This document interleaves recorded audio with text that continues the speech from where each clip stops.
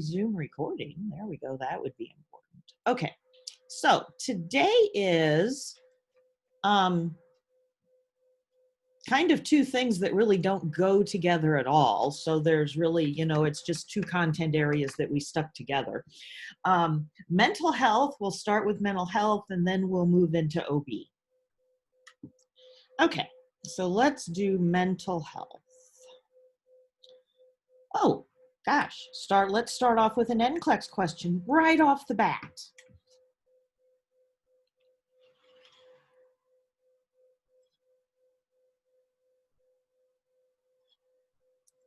So what do you think? What's the most pertinent question to ask?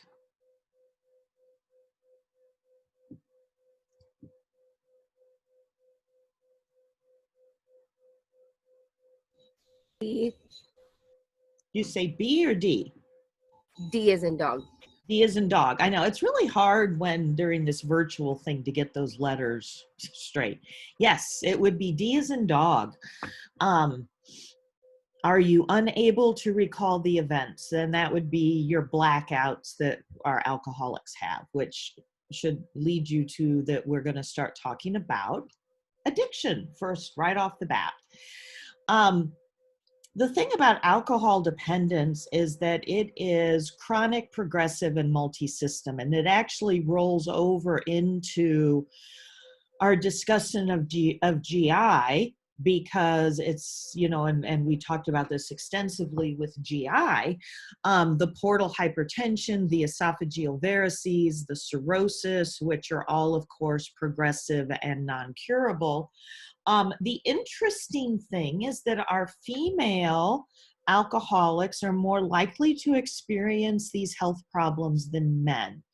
And I'm not quite sure why. But the data that they take as they, do their data and do the trends shows that women are more likely to have these problems. Okay, so with an addiction, we're looking at an addiction typically goes through phases. It starts with the experimentation and then grows from the experimentation to, I really like to do it, to I have to do it, to it consumes my life and it's the most important thing I do. There may be a genetic tendency, and whether it's a genetic tendency or whether it is a psychosocial lifestyle type of tendency, children of alcoholics are 3 to 5 times more likely to become alcoholics themselves. And whether, there's truly a genetic tendency, or whether it's just this is how they grow up and they see this is how you cope with problems by drinking. So when I grow up, I'm going to cope with my problems by drinking. We do know that among cultural groups, if we're going to talk about cultures, a lot of our Native Americans are actually born without the enzyme. It's a cultural genetic thing in their race. They are actually born without can be born without one of the enzymes that metabolizes alcohol. So not only do they have the psychosocial impact, but they actually do maybe missing that enzyme. So what we see with alcohol dependence is increasing alcohol consumption. Typically, and you find this with almost every addiction, is that if they're addicted to one thing, they most likely are what's called cross tolerance. They most likely are tolerant of other things, and they probably are addicted or using other things. So it's typically not an addiction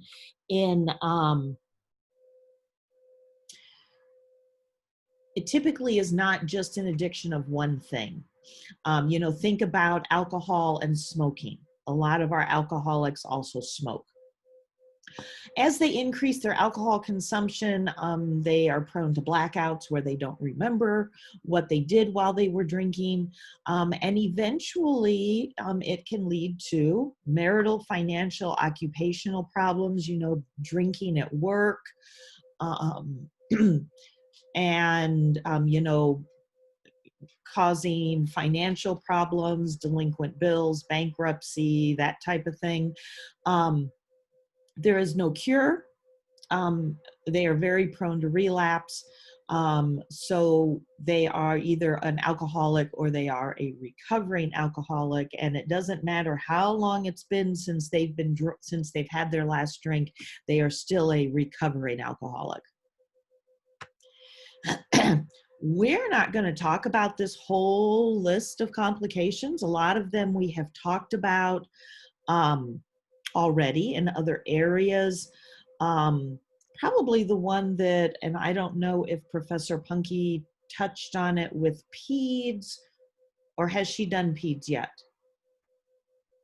Did she do peds yesterday?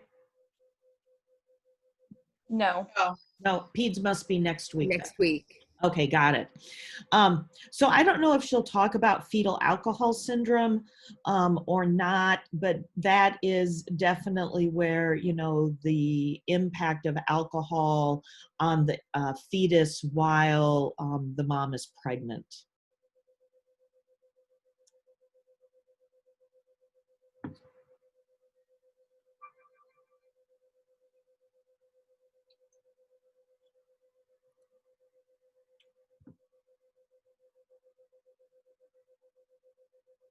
Okay, so what's the most accurate nursing explanation of the first step in recovering?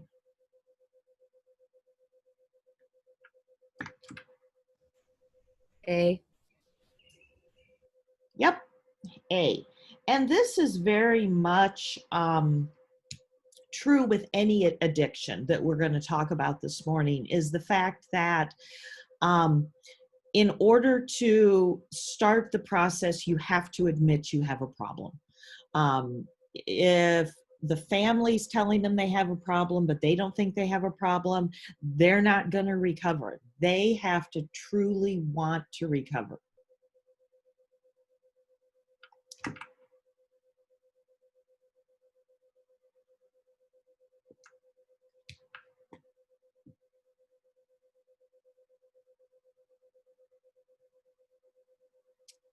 So what's our support group for families and family members?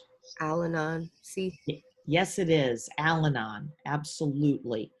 And for the patient, Alcoholics Anonymous is extremely successful and actually all of the anonymous groups are extremely successful with their 12-step program and helping people not only stop their addiction, but remain off of their addiction.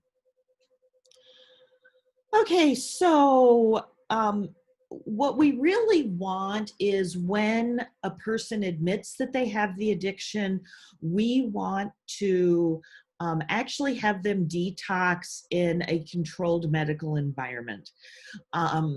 And because they're gonna experience physical withdrawal symptoms because their body has become dependent on the addictive agents. So we really want them to detox in a controlled environment so that we can medicate them so that it's not as bad of, a time period as if they tried to do it cold turkey.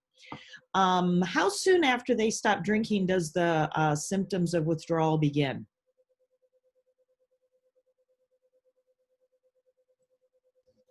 Is it 12 hours? 12 to 24, because it really is dependent on how much they drink on a regular basis. The more they drink, the sooner the withdrawal symptoms are going to show up. Because the sooner their body's going to need more alcohol. what do we see when they start to detox? What kind of symptoms do we see? Increased blood pressure. Hallucinations. Hallucinations, increased blood pressure, anxiety, panic. Fainting, tremors. Sorry. Tremors. Yep, tremors, absolutely. DTs, delirium tremors. And so that's why we want them in the hospital or in a medical facility. It doesn't have to be a hospital. It's because we can give them medications to help control those symptoms.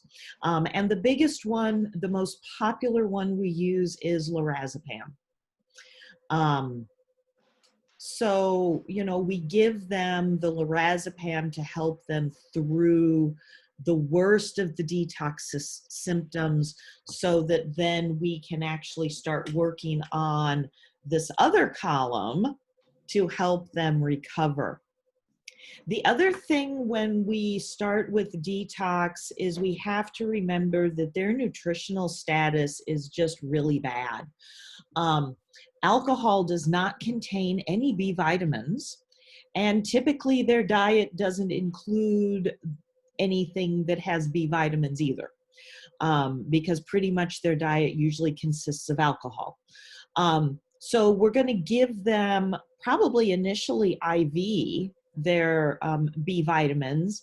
And what do we call that IV infusion? Do you know? A banana bag? It is. It's a banana bag. And actually, believe it or not, the doctors, and I don't know if you've seen this, the doctors actually even write the order as a banana bag, and typically, at least back when I worked in the hospital, we would do for our extreme alcoholics, we would do like 1 liter of a banana bag every day, like times 3 days, and then put them on oral supplements. So, because we really need to pump up those B vitamins. And then once we get them through the acute, we're going to move them to the chronic, and that's going to be the therapy. We talked a little bit last week about disulfiram or antabuse, which makes them violently ill if they take in any alcohol. And I believe I have that on my next slide. There are also the support groups. And like I said, Alcoholics Anonymous is phenomenally successful if the person who wants to get off their addiction is truly invested in it. So what disulfiram does is it blocks the oxidation of the alcohol. And so they can't get rid of the alcohol. And so what happens is they experience flushing, throbbing headaches, hypotension, vomiting, tachycardia. They really feel yuck. So what kind of things as a nurse would you want to tell them to avoid besides the obvious of, alcohol itself? What other things can alcohol be contained in?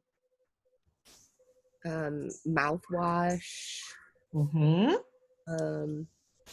Cough syrup. Yep, absolutely. So, so they really need to, and even the little amount that is in some of our mouthwashes, some of our cough medicines, although that's not as frequent anymore, can cause them to have this reaction. Smoking. The thing about smoking, and you can see what it is all responsible for, and I'm going to guess that most of that information is really not new to you guys. The big thing that it is causing, when you look at this last bullet point, is it is causing employers to start screening their employees regarding their smoking habits. Some places won't employ you if you smoke. Some places have some employers do a tiered premium for their insurance, where if you don't smoke, your premium is lower than those that do smoke because smoking causes more medical problems. Now, in conjunction with that, these same employers also offer, you know, how to quit smoking programs for their employees as an incentive. But definitely this whole medical cost is really becoming a big deal with employers. And I don't know if any of you guys have run into that as you're, you know, looking for jobs and interviewing and stuff or not. So what nicotine does is it mimics acetylcholine in the brain, which intensifies the release of dopamine. Dopamine is what makes us feel good. But the bad side, and this is where a lot of the health problems come, is these last two bullet points. Causes constriction of blood vessels, so it's going to aggravate or increase hypertension. And it disrupts the structure of the alveoli, which is what causes all the lung problems. And of course, as we now know from research, secondhand smoke is just as bad as smoking yourself. We do have pharmacologic therapies for for stopping smoking. Zyban and Chantix are probably, or Wellbutrin. Bupropion is also Wellbutrin. They are probably the most common ones out there from a prescription standpoint. There are also all of the patch programs that you can get over the counter. There's gum. There's all kinds of options out there to try to help people quit smoking. The problem with quitting smoking is that withdrawal starts within hours. So it's not like, you know, you can quit smoking and you've got a day or two before withdrawal starts. If you have your last cigarette in the morning, you're going to be wanting another cigarette by 10, 11 o'clock.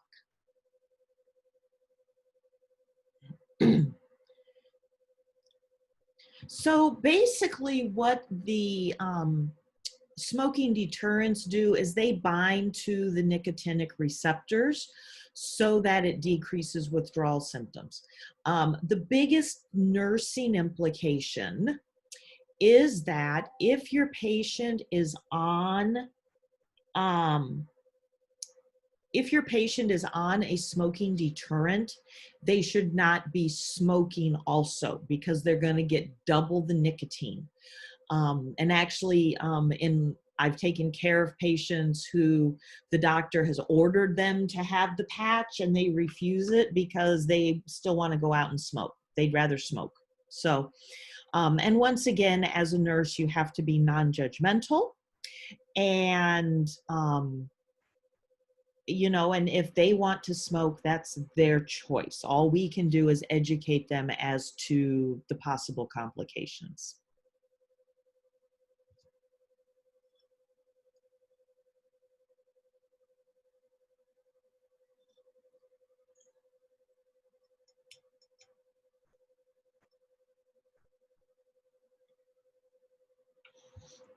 So cocaine. You're working in the ED and your patient comes in and you suspect a cocaine problem. What symptoms have you assessed that tell you they might have a cocaine problem? Definitely B as in boy. Yep. And then the last two? Yep, absolutely. The perforated nasal septum, elevated blood pressure, and inability to sleep. Cocaine really puts a stress on the heart. So you see a lot of cardiac symptoms with our cocaine abusers. Remember that cocaine can be snorted or injected. And if you have, let's say you're working like in the ED or the CCU, and you have someone who's like in their mid to late 20s come in with a massive MI, I would definitely look to see if they're a cocaine addict. Because typically our really young heart attacks typically are related to cocaine use. Meth, and meth is bad because of course you're addicted from the first time you use it. Your key there is going to be that they have a lot of facial lesions and their teeth turn black from the meth.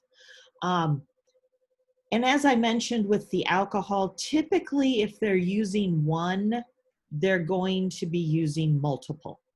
It's typically not I only use cocaine. It's typically I use cocaine and I use da da da da da da da.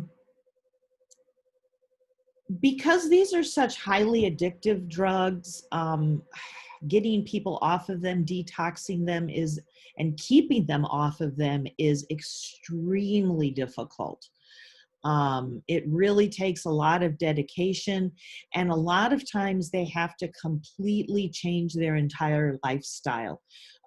Because pretty much, if you think about it, an addict's whole social circle is probably other addicts. So if they really want to become clean and stay clean, they're really going to not only need to cut out the drugs, they're going to have to completely reconfigure their life, get new friends, possibly even move to a new part of town, so they can completely separate themselves from anything that would tempt them to go back to their own patterns.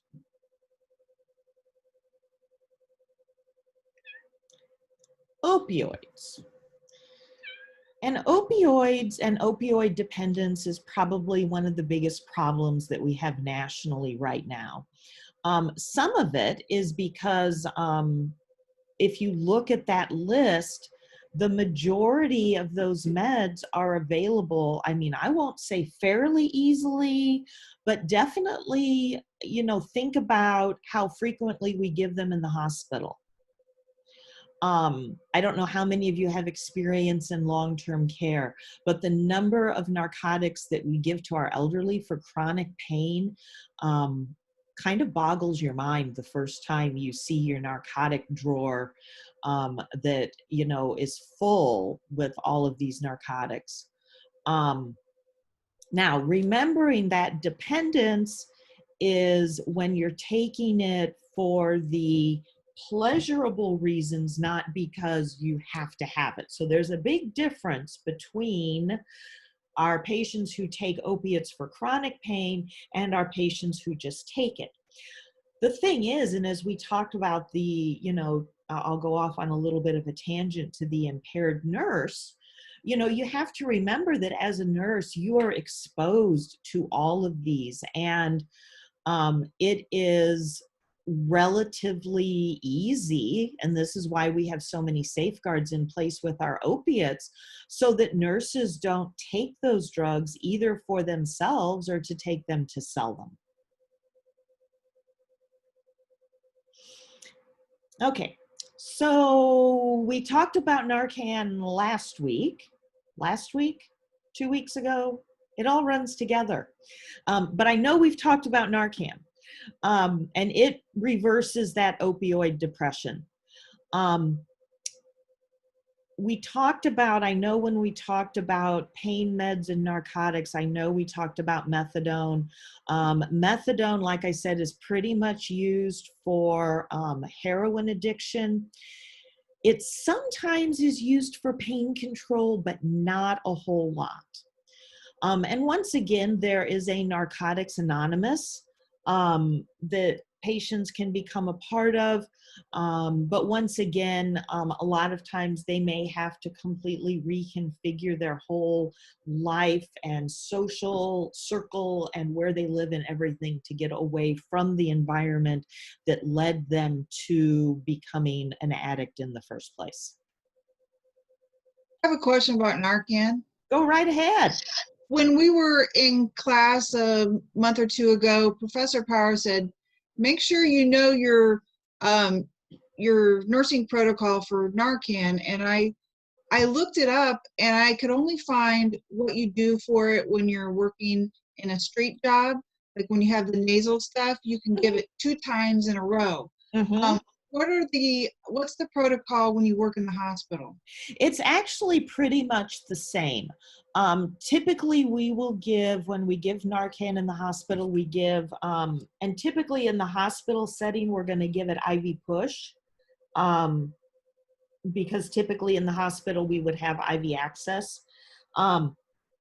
So typically, we'll give 4 milligrams IV push. If we don't see results in 5 minutes, we'll do a second 4 milligrams IV push. And then after that, we then move on to something else, or we assume that, or, you know, that maybe it's not an opiate that's affected by Narcan. But actually, it's really pretty similar to what lay people are told with the nasal spray.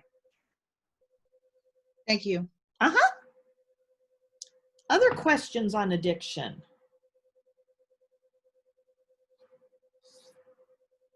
Okie dokie. We'll move on to Alzheimer's disease. Alzheimer's disease is the 6th leading cause of death in the United States. And I will tell you that a lot of my examples that I will talk about are my mother. My mother was diagnosed with Alzheimer's almost 10 years ago now. She's been in long-term care for 7 years this October because of her Alzheimer's. So basically, to diagnose Alzheimer's, as it says in the diagnostics, there is no pre-death diagnostic that definitively says, oh, you have Alzheimer's. So basically, it's done by symptoms, ruling out other diseases. The Alzheimer's Association is working diligently to find a, you know, specific test to confirm Alzheimer's. It can be definitively diagnosed post-mortem, but I'm going to be honest, I'm going to guess that probably a lot of patients who are diagnosed with Alzheimer's disease probably never have that autopsy done post-mortem, because by then the family is like, okay, you know, she's had some kind of dementia. Is it really that important to know whether it was specifically Alzheimer's or not? Okay, early Alzheimer's is, and when I say early, I'm talking about people being diagnosed in their 30s and 40s with Alzheimer's. That is an inherited. Rapidly progresses, and I mean rapidly progresses like probably 2 or 3 years from diagnosis to death. And does definitely run in families. It's not something that has mutated and someone in their 30s or 40s is just going to get. What we see most commonly is what's deemed late, although the word late is relative, because they actually said my mom was an early onset because she was only in her early 70s when she was diagnosed. They honestly don't know what causes Alzheimer's. There are all kinds of theories out there that there can be a genetic component. Although I'm not poo-pooing the genetic component, but my mom has a twin brother who still lives at home all by himself and has absolutely no dementia at all. It can be environmental, they're saying. It can be lifestyle, how much, you know, you use your brain, how much physical activity you have. They have determined that you can have an allele on chromosome 19 that might be a risk factor. And the symptoms basically come from, because of the plaque and the neurofibrillary tangles, you end up with an acetylcholine deficiency, you decrease the size of the cerebral cortex, and so you lose your short-term memory.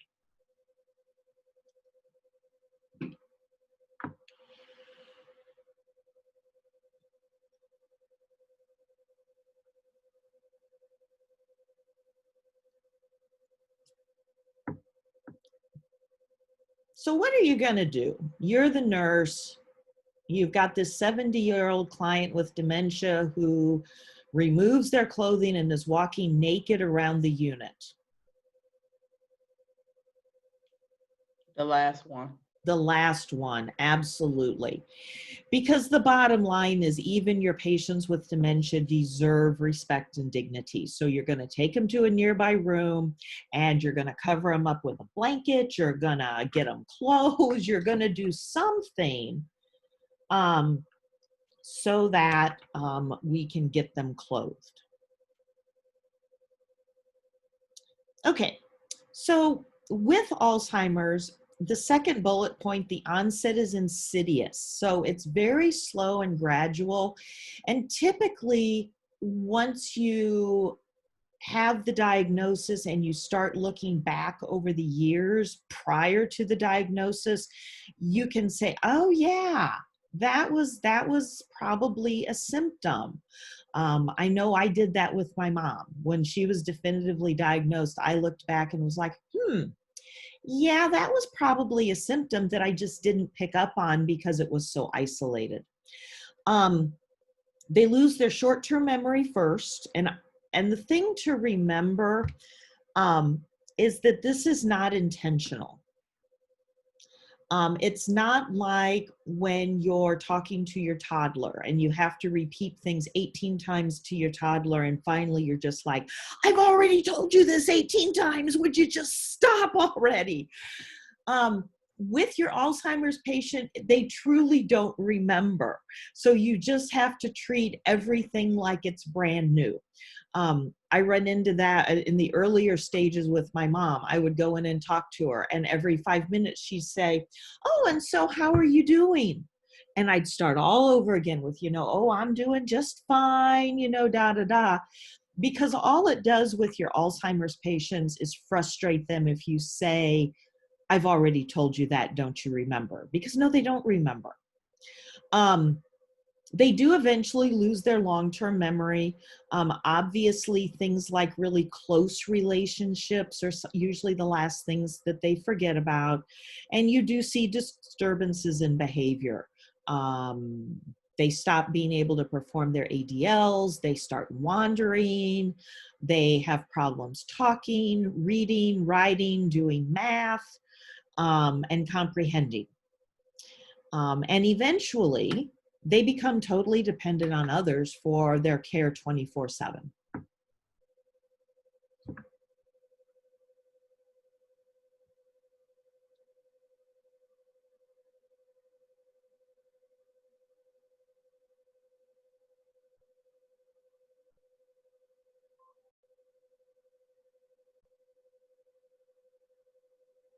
So what is your best response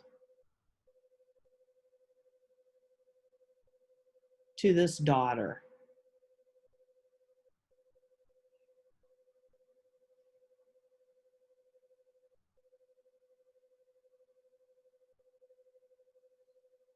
D. D. Yeah. Oh, I didn't type that right. That's not right. I typed the wrong answer. I must not have had enough coffee. But no, you are right. That's wrong. It should be D. There will be good days and bad days. Today is a bad day. Absolutely. Yes, it is very distressing to the family when their loved one stops recognizing them and doesn't know who they are.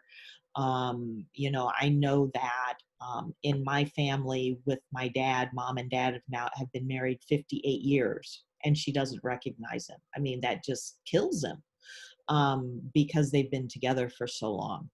I don't know why I typed that. Goodness.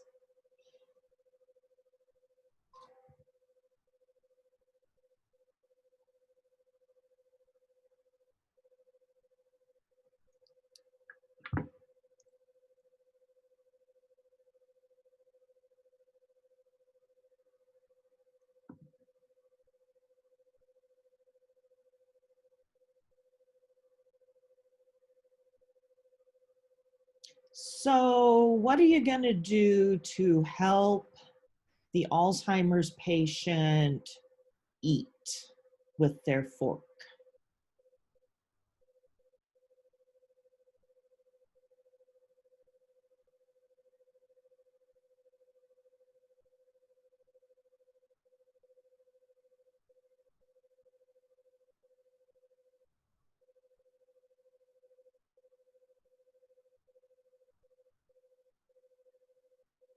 B, position. Yes. Yep. You're going to position them so they can see the other patients or clients, and then they can see, oh, you know, just like, because remember that you can equate Alzheimer's almost as a regression back to their infant toddler stages. And, you know, you think about, for those of you who have children, you know, part of how your child learns to eat with silverware is by watching you eat with silverware. So it's the same type of concept. The biggest thing, and I won't get up on my soapbox about this, but the biggest thing with Alzheimer's management is to really, a lot of times the family will promise their loved one that they will never put them into a long-term care facility, which sometimes they can't adhere to. So probably the biggest thing I would put forth with management is to really help the family understand what's going to be involved long term. When my mom was diagnosed, I'm the only child, I'll put that out there too. And I talked to my dad and I said, okay, I said, we have two lines in the sand. I said, I know you want to keep her at home, but when she can't do her ADLs or she starts wandering, I said, that's it. She's going to long-term care. And let's see, 7 years ago it'll be in September, she wandered away on a Monday night and was lost for 3 hours. And I was on the phone the next morning to long-term care facilities saying, okay, this is it. So, you know, to talk to families that sometimes as much as you want to keep them home, it just may not be feasible. The other thing with Alzheimer's is that the medications may or may not work, even the Alzheimer's medications. We had my mom on Aricept when she was first diagnosed. When we admitted her to long-term care, we weaned her off of that, and we never saw a difference in her memory retention. So, you know, I don't know that it was ever really working for her. Cholinesterase, Aricept works best in the early to middle stages. So you would see Aricept prescribed when they're first diagnosed. And then as they progress and they're in the middle to more moderate stages, you're going to see them probably switched from Aricept to Namenda, which is given more in the moderate to advanced stages. And once again, when we give these meds to the client, you also need to educate both the client and the family that this is not a cure. This is not going to stop the progression. It's just going to slow down the progression.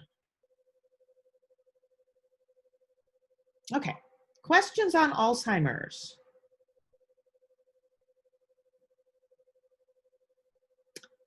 Okie dokie. Schizophrenia. Now, typically, schizophrenia appears in young adulthood. So typically, we're talking late teens, early to mid-20s. Once you get past your mid-20s, you can pretty much say you're safe. There is a familial or genetic component. I don't know how many of you watch Criminal Minds, but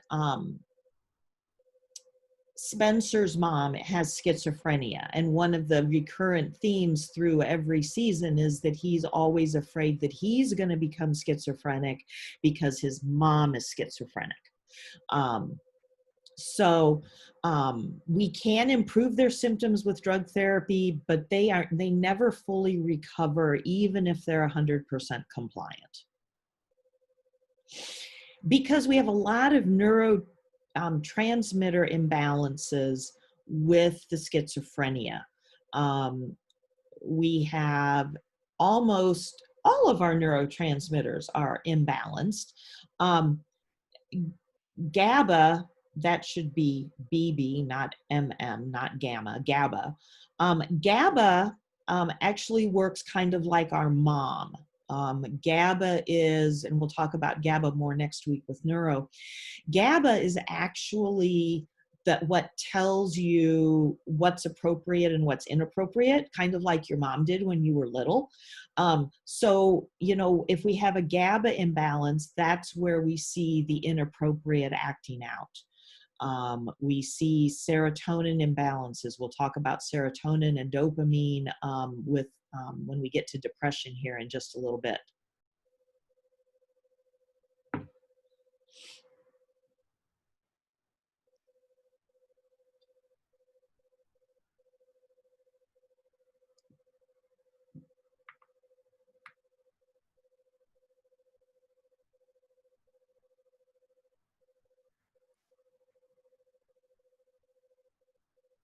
So which symptom is most suggestive of auditory hallucinations? The last one. The last one, yep. They turn an ear like they're listening to somebody, and that somebody's not there. Okay, so schizophrenia symptoms are divided into positive symptoms and negative symptoms. And most of our medications are directed and work best on what we call the positive symptoms. The negative symptoms are much more like a depression type of thing. If you look at the flat affect, the catatonia, the autism, the self-neglect, it's really hard to come up with a medication that's going to fix that or help with those symptoms. Whereas our schizophrenic meds do a much better job on helping with the delusions and the hallucinations and the inappropriate affect, that type of thing.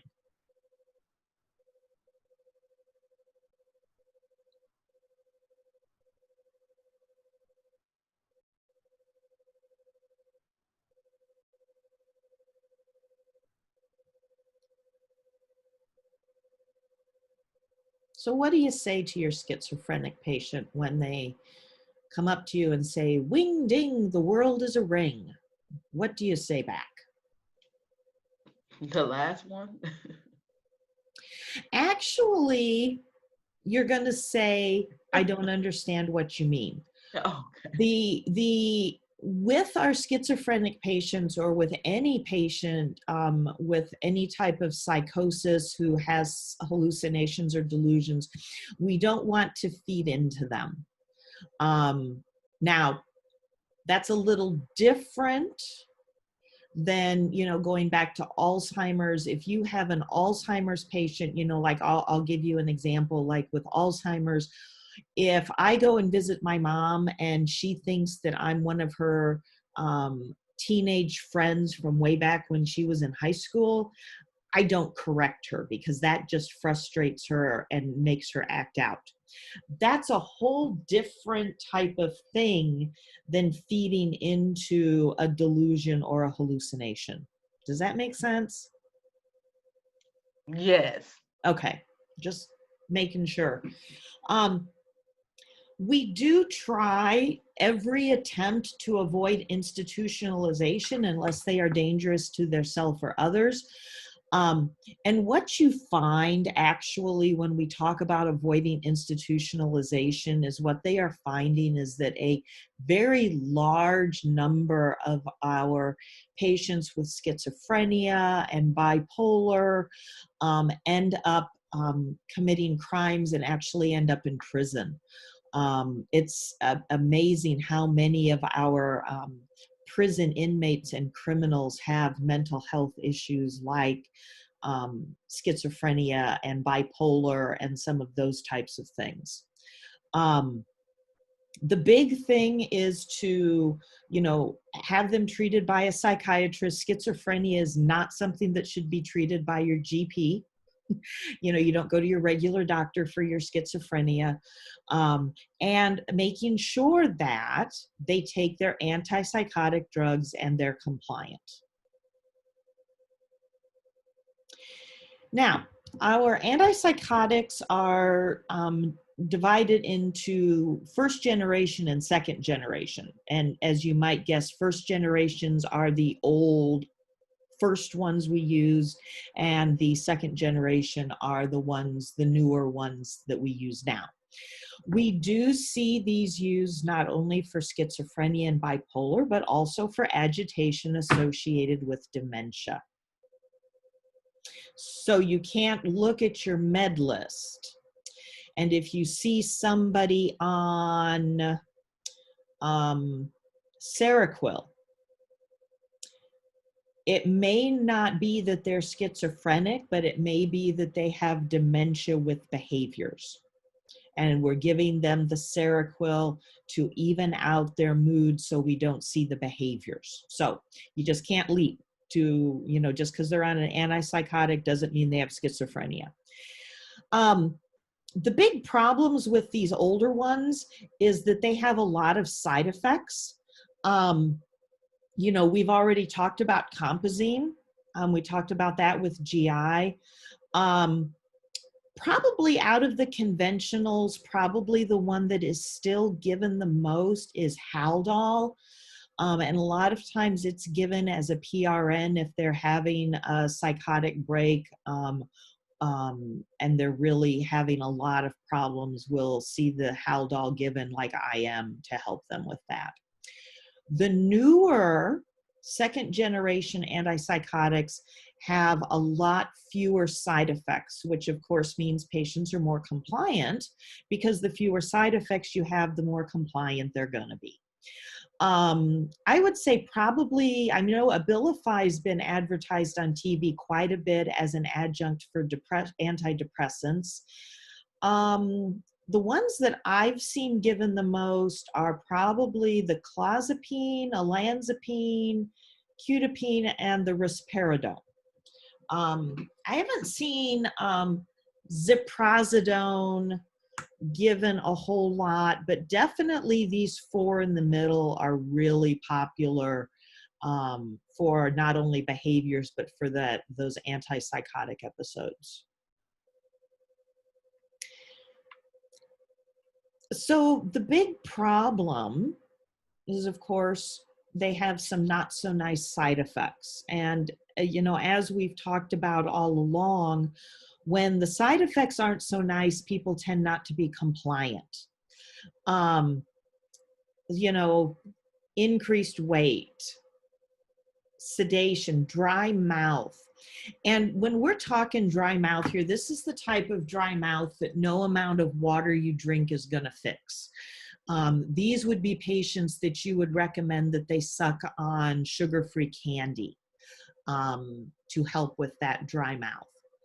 When we put them on an antipsychotic, one of the things we're going to want to watch about 30 days after they start the med is something called neuroleptic syndrome.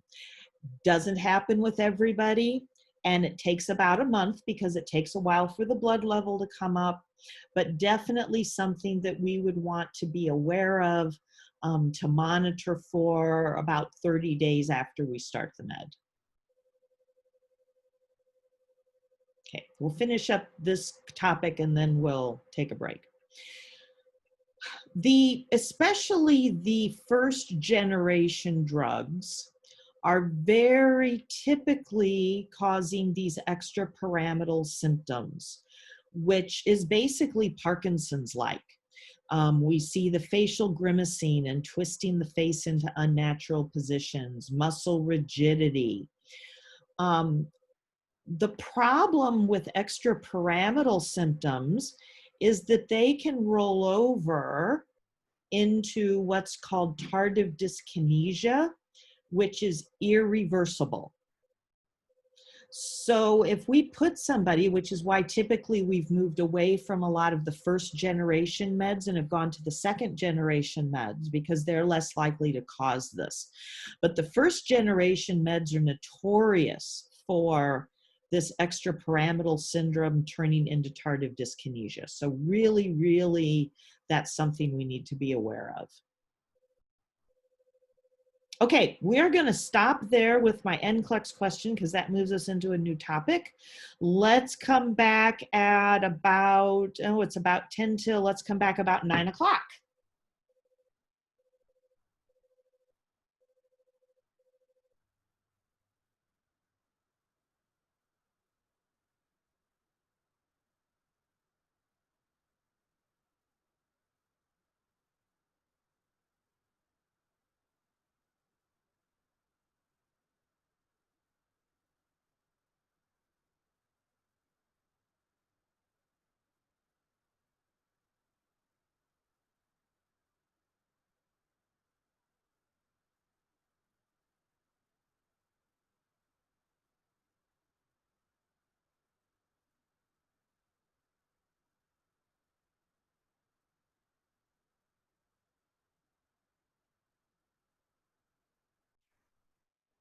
Okay.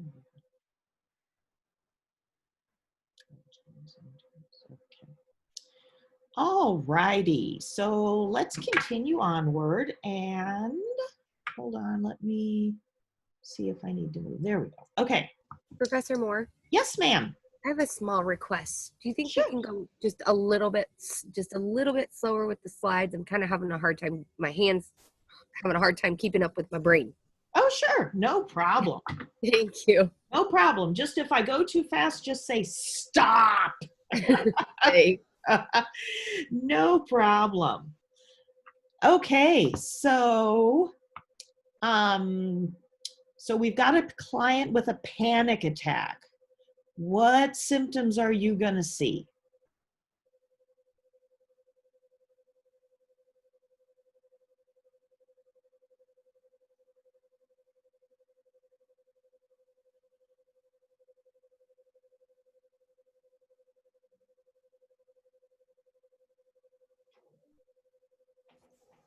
Well, definitely tachycardia, Mm-hmm.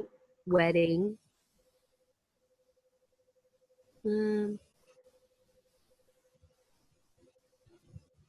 Maybe not. Yeah. And the unsteady gait. So, yep, tachycardia, sweating, and unsteady gait. Absolutely. Why the unsteady gait? Excuse me, goodness.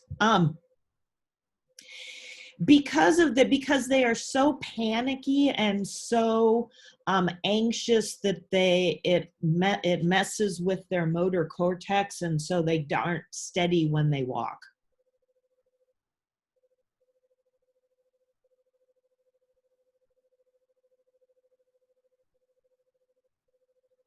Okay. So, everybody has a little bit of anxiety. And, sometimes anxiety is a good thing. A little bit of anxiety kind of can put you on your game. Like think about when you guys go to take your boards. I'm going to bet going into that, you're probably going to be a little anxious. That little bit of anxiety is going to make your brain work sharper, make you think better, etc. It's when the anxiety becomes overwhelming, like with a panic disorder, that it becomes problematic. So we've already talked a little bit about the symptoms on the prior slide with the question. So we're going to see tachycardia, we're going to see sweating, we may see some breathing problems, they may be hyperventilating. They're gonna, and I don't know how to quite explain this, they're gonna look anxious, they're gonna have their face like all scrunched or whatever and look anxious. How long does a panic attack last? Usually just a few minutes. Correct. Usually just a few minutes. Now, if someone has panic attacks and has them pretty frequently, how are they going to compensate? What's agoraphobia? Fear of large crowds or being outside. Absolutely. So a lot of times these patients who get panic disorders, like when they go out in public, that type of thing, they're going to compensate, just as we've talked about with, allergies and anything else. You're going to compensate by avoiding what causes you to panic.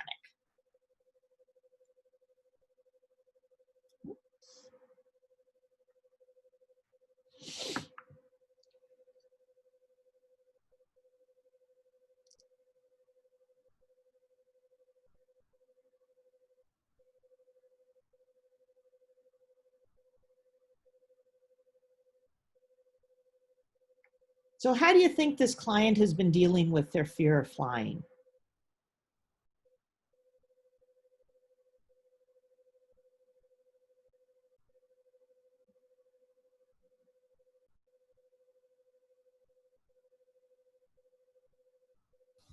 Avoidance. Absolutely. Once again, it goes back to what I was talking about earlier.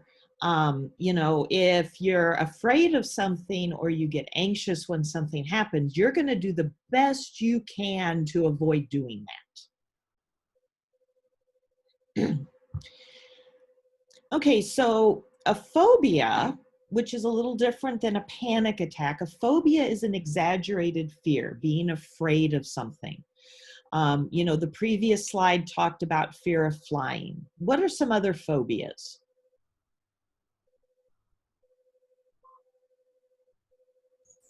There's so many. Bridges, animals. I've seen people afraid of aluminum foil, birds. Exactly. Yes. You can have People's food touching. yes. Oh, yeah. So phobias are fears of, and probably the most common ones are the fear of flying, probably is in the top 10. Dogs are probably in the top 10. Heights. Huh? Snakes. Heights. Yep. Snakes and spiders. Yep. Bugs and spiders. Snakes. Fear of heights. Heights. Ooh, heights is a good one. Yes. Fear of heights. And the thing is that a lot of times people know that these fears are irrational. Like my dad's afraid of heights. And, he knows that that's irrational, but he just can't help it. He's afraid of heights to the point that and my kids, when they were growing up, always thought this was hysterical. When we would go to the Civic Center Theater to a play or to a show, my dad has to sit on the main level. He can't sit in any of the balconies because of his fear of heights. Now, he knows that that's not rational, but he can't help himself. So that gets to the how do patients compensate? They avoid it. If you have a phobia about dogs, if you see a dog coming, you walk way on the other side of the road and don't let it come near you. What kind of symptoms do people have with phobias? Probably similar. Wow. Similar to panic disorders, jitteriness, hyperventilation, sweating. Yep. Maybe talking real fast or crying. Yep. Absolutely. And like I said, a lot of them know that it's irrational. My dad knows that if he sits in the second balcony in the Civic Center Theater, it's not going to collapse or anything, but he just can't do it.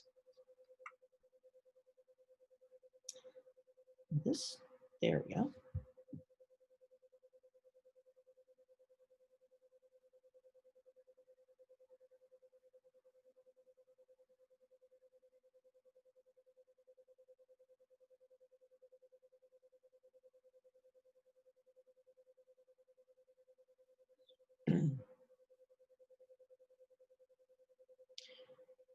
So PTSD, what characteristics might we find? Recurring nightmares. Okay. Being startled easily. rapidly changing emotions? Actually, not the rapidly changing Oh, emotions. okay. They actually tend to have a very flat affect, because they just are kind of like, I won't say zoned out, but they're very numb. I guess I'll put it that way. So they're very flat a lot of the time, which is actually why they don't become angry. They're just very flat because they're trying to process everything that's going on in their head. Okay, so PTSD probably came to the forefront with our military. And as people came back from different, military deployments, we saw more and more PTSD. But our military personnel aren't the only ones who can have PTSD. Who else? What other types of emotionally traumatic experiences might cause PTSD? Loss of a child in a tragic moment. Okay, a traumatic loss of a child. Okay. Sexual assault, Sexual assault, rape, absolutely. domestic abuse, Domestic abuse. Being in, we talked about emotion or traumatic loss of a child, trauma to yourself, like saying being in a really severe motor vehicle accident or witnessing, a really serious motor vehicle accident type of thing. The thing about PTSD is it usually does not happen right away. It's not like you have the accident today and you have the PTSD tomorrow. It's kind of an evolving problem that usually shows up, somewhere around 3 or more months after the experience.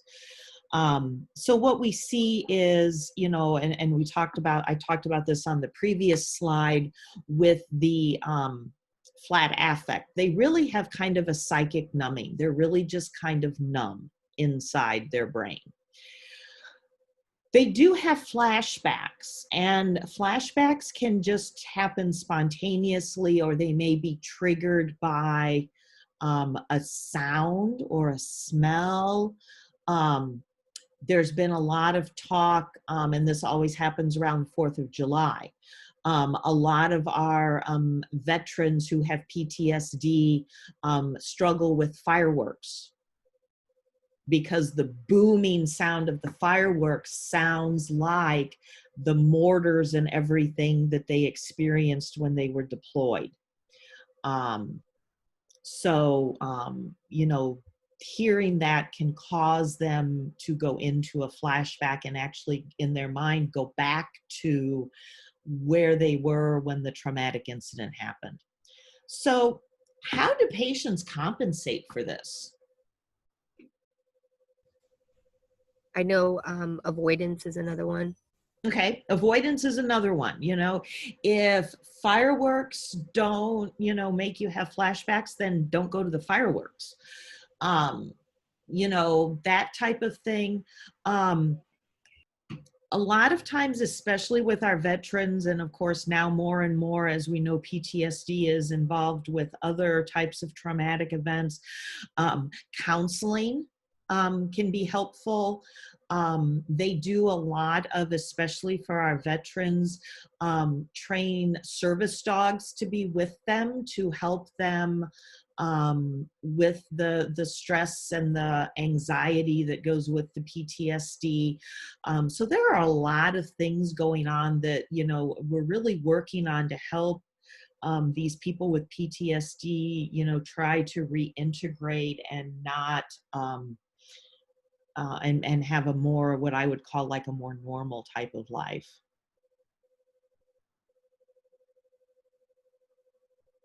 Okay. OCD.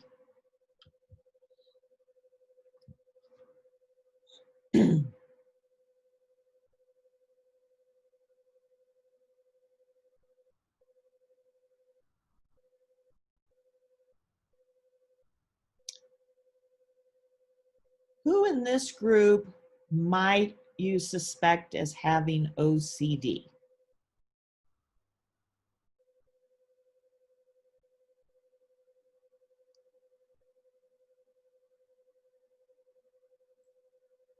The first two and the last two.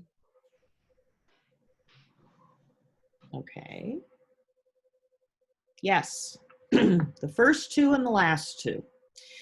You know, 5 times per hour for hand washing, wearing gloves, although, you know, probably need to rewrite this question, you know, for a pre-COVID and a post-COVID, because you do now see people wearing gloves all the time. The person who can't throw anything away and the person who repeatedly checks the locks on their doors.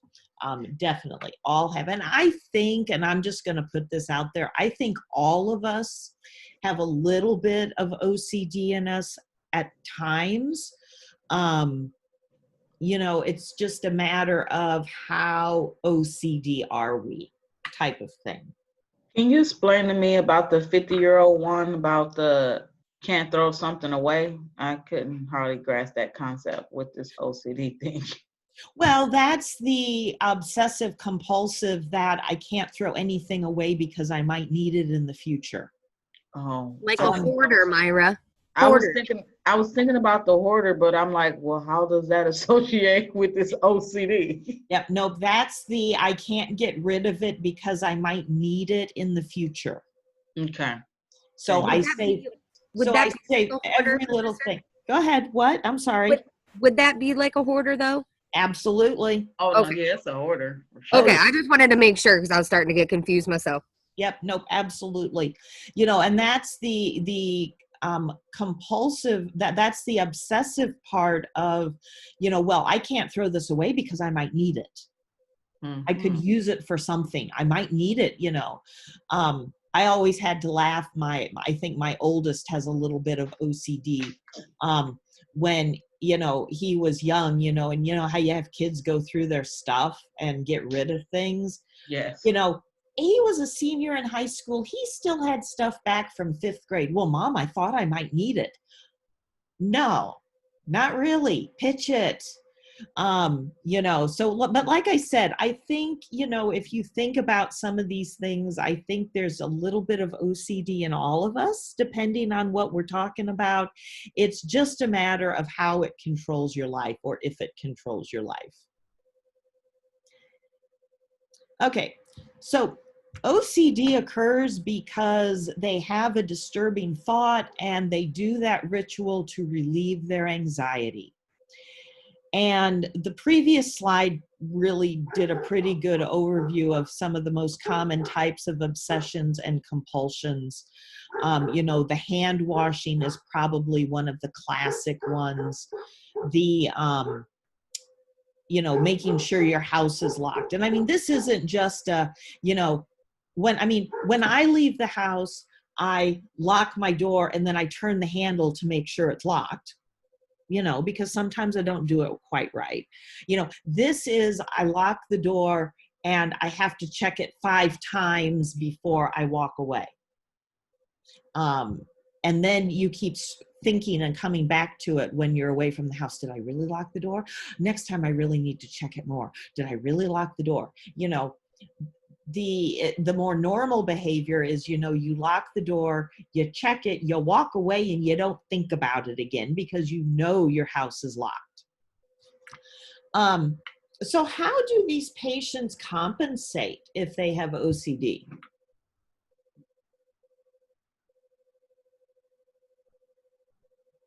Their rituals, that's their compensation. Absolutely. You know, and really the bottom line is that as long as their ritual isn't harmful to them or harmful to others, does it really make a difference whether they wash their hands 5 times an hour? I mean, yeah, they're going to go through a heck of a lot of lotion because their hands are going to dry out, but does that really hurt anybody? You know, so it's really a, you know, that ritual, and does it really hurt anybody? Or it, you know, and typically we'll start treating OCD when those rituals start interfering with their ADLs or their ability to work and function, you know, as a quote unquote normal part of society. Typically, we're going to do a couple of things. We're going to do some cognitive and behavioral psychotherapy to see if we can eliminate the cause or figure out what the cause is and eliminate it. And we can put them on some of our drug therapy, which we're going to get into talking about drug therapy here in just a little bit, to help manage the symptoms. Oh, speaking of drug therapy. So what we're going to find is that these meds, so our anxiolytics, which are our anti-anxiety drugs, are used for a variety of things. Not only do we use them for anxiety and panic disorders, we use them for anesthesia. We use them for seizures, so we'll talk about them again next week when we do neuro. And we've already talked a little bit about them for alcohol withdrawal, because definitely our lorazepam falls into this category. Can you pronounce this class one more time for me? Oh, sure. Anxiolytics. I gotcha. Not a problem. Whoops, I wanted to go the other way. Next. Okay. So basically, our anxiolytics fall into two main drug categories: our benzodiazepines and our non-benzodiazepines. The big difference in the two is the fact that our benzos result in long-term physical dependence, as in they are addictive. So they are typically in your narcotic box. They're considered an addictive substance. Your non-benzodiazepines are not addictive, and so they are much, much better for a long period of time. Both of them are going to work on the receptor sites, depending on the drug. The benzos work on GABA, and the non-benzos deal with serotonin, and we'll talk a lot more about serotonin and dopamine in just a little bit when we get to mood disorders, which is our depression.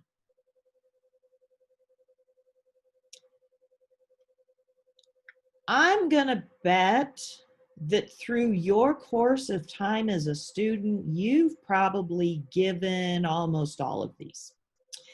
Probably the only one that isn't used very commonly anymore is chlordioxepoxide, which is known as Librium. It was really popular back like in the 70s and into the 80s, but then it really has pretty much been replaced by alprazolam and lorazepam, are really probably the two biggies out of this category that we use. We don't see diazepam as much either.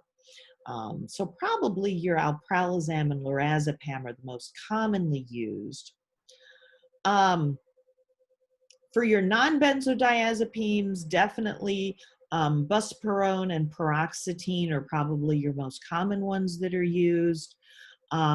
We will also talk about buspirone again with antidepressants.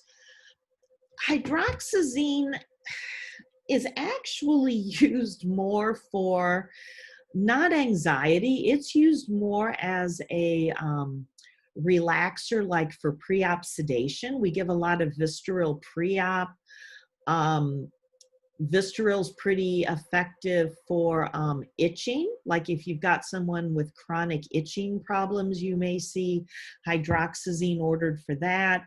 It's also used for nausea and vomiting, but not so much as an anti-anxiety.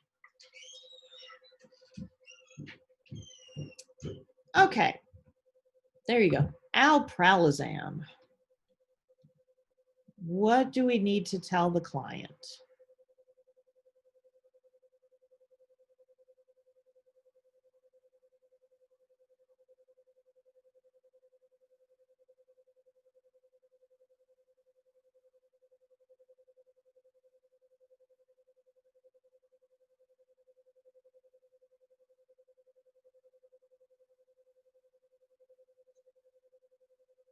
although D may be true, the best answer is A. Yes, the best answer is A. Alpralazam actually is not one that we can monitor a blood level for. When we talk about, like next week, when we talk about the seizure drugs, all of those we can monitor drug levels for. But alpralazam specifically, we can't monitor a specific drug level. So we basically treat based on symptoms and elimination of symptoms. But definitely, since it is a sedative, or is trying to slow us down and bring down our anxiety, you don't want to drink alcohol at the same time, because drinking that alcohol at the same time is going to have an additive effect and make you even more sedated. Professor Moore, I have a quick question. Sure, go ahead. Going back to the benzos, Yeah. the Librium, Yeah. have you ever seen that used in alcohol detox? Yes. Okay. Back in the, and I'm going to say back in the old days. Yes, back in the old days, it was one of our go-to drugs for alcohol detox. They tend now to use Ativan more frequently, but definitely Librium at times has definitely been one of the go-to drugs for alcohol detox. Yes, ma'am. Good Awesome. question. Good question. So anoxalytics, basically the big thing about them is the whole drowsiness, sedation, lightheadedness. These are the medications that the bottle has that sticker that says, do not drive heavy equipment while you're on this med, don't make important decisions. There is an adjustment time as we are adjusting to these meds. Now, that adjustment time, some of those symptoms do go away because some of our patients do take these meds long term. I have a friend who has anxiety problems who takes alpralazam TID scheduled. And obviously because she takes it all the time, she has adjusted to the drowsiness, sedation type of effects, and that doesn't bother her anymore. But there is a time span where there's that adjustment period. So you really need to watch your patient. The other thing to be careful with, and sometimes with our elderly, and this is why you have a precaution with your elderly, sometimes with your elderly you can get the opposite reaction, and I'm sure you've heard of, you give that med that's supposed to calm them down and sedate them, and all it does is hype them up more.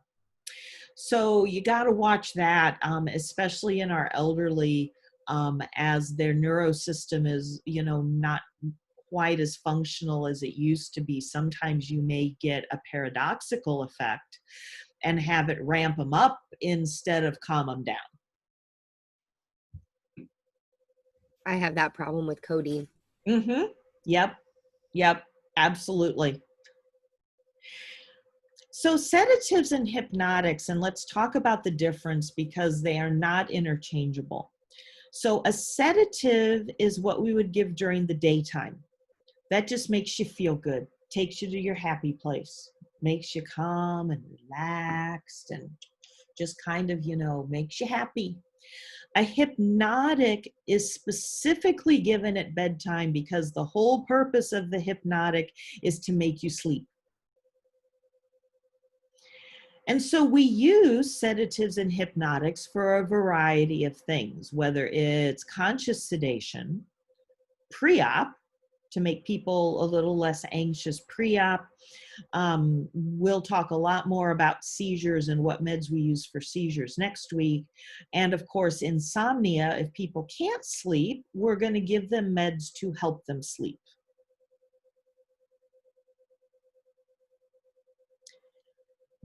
Okay, so barbiturates and non-barbiturates. Now, if you look at your umbrella categories, you've got your non-barbiturates, and then underneath them are the benzos and the non-benzos. And then you've got your specific non-barbiturates, which I've got listed here. So it's kind of a little confusing family tree there with those meds. The big thing, and why we have really do more with the non-barbiturates, is because of this respiratory depression concept. Things like pentobarbital, secabarbital, actually you could throw phenobarbital in there, all those barbitals, all can cause some pretty extreme respiratory depression, just like our opiates can. So we really want to be cautious with giving those, which is why, as we have developed better and better drugs without that respiratory depression status, this is what we're typically seeing given now, especially for hypnotics. I mean, Lunesta is advertised on TV as a hypnotic. Ambien, we give a ton. Restoril or temazepam is another one that's given quite frequently. We do tend to give these more frequently because of that whole respiratory depression effect.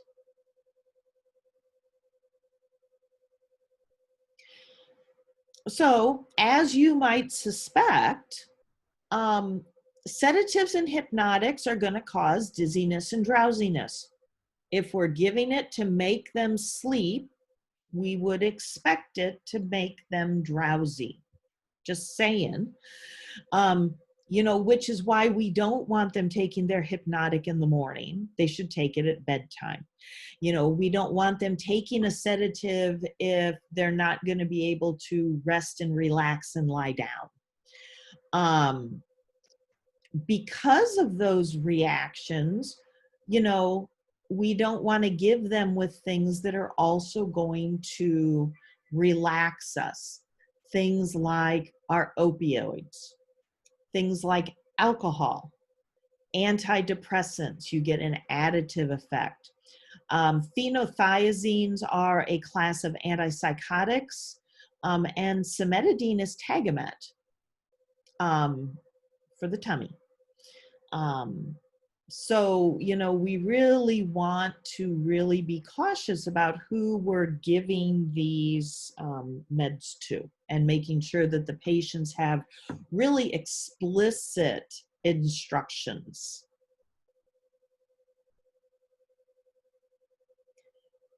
Okay, so for these anxiety, besides the medications for all these anxiety disorders, we also do, in addition to the medications, we also do, we can do psychotherapy, either group or individual.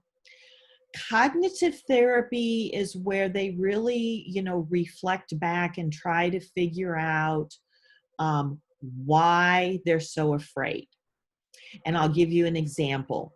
I won't say that I have a phobia about horses, but when I was about 6 years old, I was thrown off a horse. And my parents, God love them, didn't like put me right back up on the horse.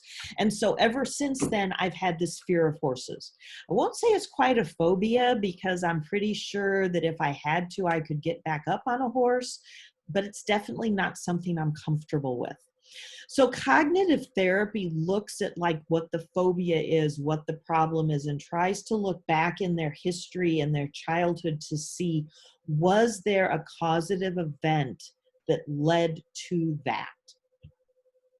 Desensitization is where you take baby steps towards trying to do what you're afraid of. So let's say flying. Let's say that I have a phobia about flying, but I really, really want to go to Australia. So, you start with, looking at pictures of, you know, airplanes, and then you work on, you know, getting on an airplane. And so you take it like in baby steps. If you were going to do the same thing with a dog, you would start with a distance thing, you know, like say you don't have any symptoms when the dog is 12 feet away.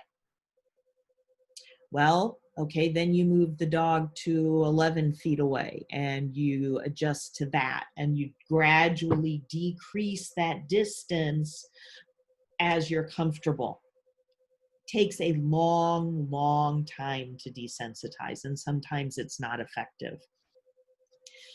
So as the nurse, we're going to want to, you know, our goal is to build their trust and help them be comfortable, help them problem solve. How do they deal with these issues? How do we keep them safe as they're dealing with these issues? Okay, depression. So basically, depression is divided into endogenous and exogenous. And endogenous would be our major depression disorder and bipolar. Exogenous, which of course endogenous is internal. Exogenous is a response to a life event, whether we're talking a death in the family, a divorce, losing a job, diagnosed with, you know, another disease process that maybe puts you on medications that puts you into a depressive type of state. So basically, depression breaks down into these two categories. Typically, we would like to think that our treatment of exogenous depression is more short-term and more acute, as opposed to endogenous, which is more chronic. So you could really maybe divide it up that way too. Endogenous would be more chronic, exogenous is more acute. Okay, so typically what happens with depression, and this is where we're talking about endogenous depression, so, you know, chronic. Typically what we have found is it is an imbalance of the neurotransmitters, most notably serotonin, norepinephrine, and dopamine, all of which make us happy. Those are our happy neurotransmitters. So when we have imbalances of those, we're going to see the you know, the not as pleasant, you know, I don't feel as happy, I don't feel motivated, I don't feel like I can do anything, I can barely move.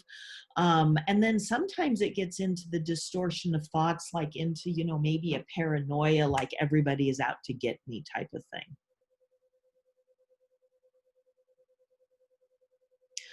Now, we can start with looking at endocrine, because sometimes those disorders for endogenous depression may be caused by an endocrine function. Think hypothyroidism. Think cortisol levels, low cortisol levels for depression. Sometimes we find with our PTSD patients, back to PTSD a little bit, we may find that they have extremely elevated levels of cortisol, which puts them in that fight or flight state all the time. Reproductive hormones. Think about all the different moods for those of you who have been pregnant. Think of all of the mood swings that you go through as your hormones adjust during pregnancy and postpartum. So all of that. So we'll start with actually looking at the endocrine system to see if maybe it's something as simple as they're hypothyroid and we need to put them on a thyroid supplement to help with this depression. So your assessment findings, you've got this an acronym, SAD images. And remember that sometimes your patients with depression are remarkably good at masking that. And sometimes you may never know based on what you see that someone is fighting a depression disorder inside. We're gonna rule out physiologic causes. We're gonna rule out mimicking disorders. Like I said, things like hypothyroidism can mimic endogenous depression.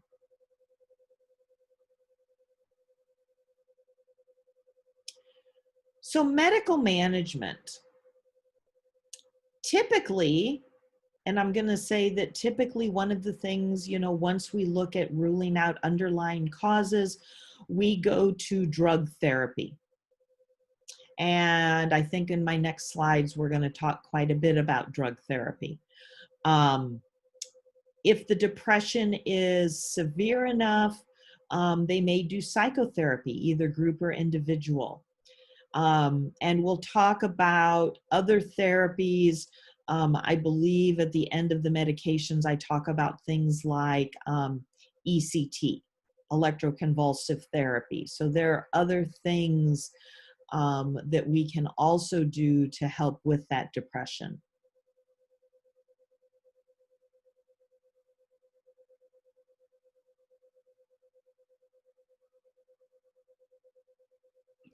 Professor Moore, Yes, ma'am. can we go back to the neuroendocrine imbalance? I think I missed it. You had said that where it says hormone regulation and then it says stimulated by. There we go.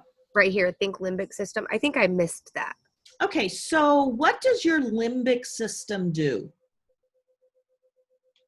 It helps you recall things from the past. Okay.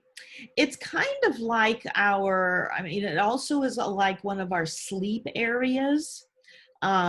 So when we think about the limbic system and you think about how our hormones are regulated, that limbic system is pretty prevalent. So if we have a problem with the limbic system, that's going to affect the pituitary, the adrenal cortex, the thyroid, and the ovaries, which then, of course, can lead to our abnormal levels of our hormones. It also can affect our sleep patterns. And one of the things we find with our patients who have endogenous depression is that a lot of times with that endogenous depression, they also have a sleep disorder, either insomnia, or they can't get enough sleep and they can't get out of bed.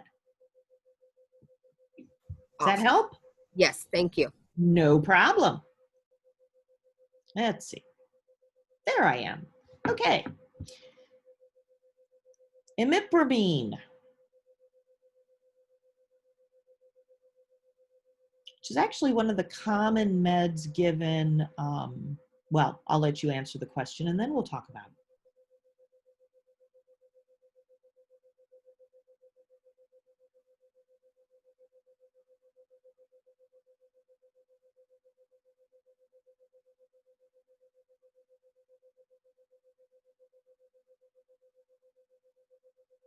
What do you think?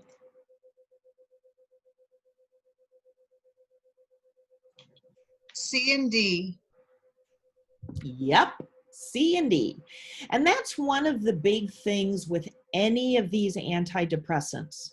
Even the SSRIs, which are one of the more quicker working medications, it's not an instant fix. So you're not going to start taking your antidepressant today and feel 100% tomorrow. Okay? We can see problems with orthostatic hypotension. So they need to shift positions carefully for a little while. And imipramine is a tricyclic antidepressant. And it is, I will tell you, it is one of the older antidepressant classes. Amitriptyline especially has been around for years. It was around when I was a new grad and already established. Now, the thing to remember, and I haven't really had any of my farm slides set up like this before, a lot of these medications have labeled uses and they have unlabeled uses. Now, an unlabeled use means that we have given it for, say, we gave it to someone for depression, but we also found that in giving it for their depression, it helped their sleep apnea. So it's kind of like a side effect, but it's not something that's actually been approved by the FDA as a use. So that's why it's called an unlabeled use. Probably the most common one given out of this class is probably amitriptyline. One of the things that is not on there as an unlabeled use is it's also used for migraines and chronic migraine prevention back in the old days. And I believe we talk about migraines next week with neuro. Okay, MAOIs. And I'm just going to tell you that we try not to give MAOIs if we can help it. So then you're probably going, well, why do we talk about it then? Once again, it's one of our tried and true old school antidepressants. And you may still run into patients on it because, you know, there's that theory of if it's not broke, don't fix it. So, you know, if they've been on an MAOI and they're doing okay with it, then that's okay. Under unlabeled uses, what does SAD stand for before somebody asks?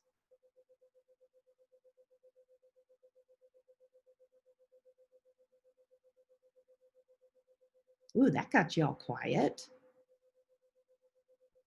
SAD stands for seasonal affective disorder, which is a type of depression. And I can't remember if I have it in the PowerPoint or not. But seasonal affective disorder is kind of like what it sounds like. It is where the patient has depression during the winter months. So like mid-October to mid-March when it's dark and the days are short and it gets, you know, dark at 4:30.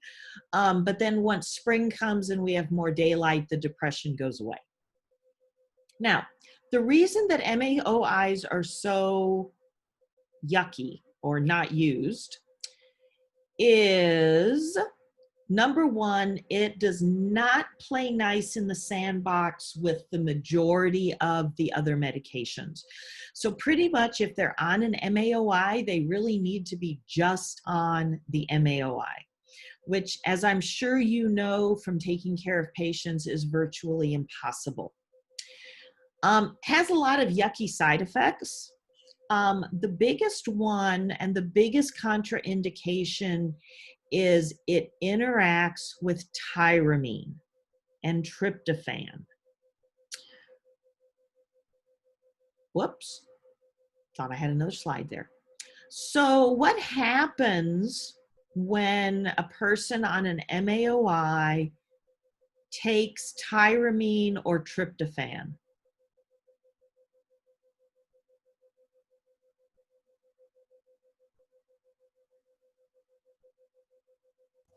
Can you repeat that one more time, please? Sure. So let's start with, hold on, before I repeat myself, let's start with, where do we find tyramine and tryptophan? What is it in? Aged cheese and wine. Aged cheese, wine, tryptophan's in turkey. Chocolate, all those really good things in life, yes. Okay, so what happens if I'm taking an MAOI and I decide to drink wine? What's going to happen? Adverse effects will occur. And those adverse effects would be what? Really bad ones. Is it like a toxicity? Does it increase the absorption of the MAOI? It actually causes severe hypertension, causes a hypertensive crisis. And and can cause, accelerated heart rate. So basically, tyramine is a no-no, as in absolutely none, never, ever again, as long as you're on the MAOI. So because of all the drug interactions and the interaction with tyramine, and because we now have newer antidepressants that work better and don't have these issues, MAOIs have kind of, I guess I'll say, gone out of style, if a drug can go out of style. SSRIs. SSRIs are really our go-to drug for depression these days. Very, very effective. You can see there are a variety of unlabeled uses that they're used for. Some of them in the mental health arena, some not. Now, the SSRIs are going to look really familiar. At least they should. Citalopram, escitalopram, fluoxetine, paroxetine, and sertraline. I'm going to bet that you guys have all given multiple drugs from this class in your time at clinical. They are very commonly prescribed.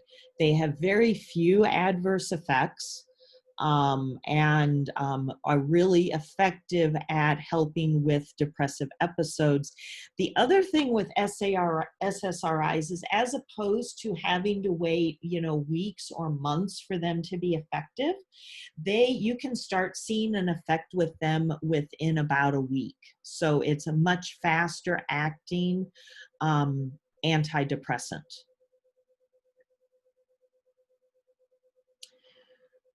Probably the biggest contraindication is no pregnancy.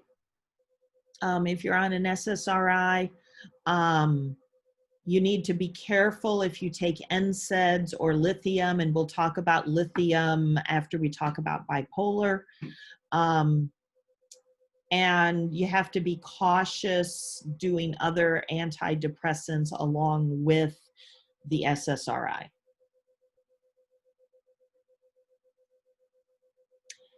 SNRIs or SDRIs are very similar.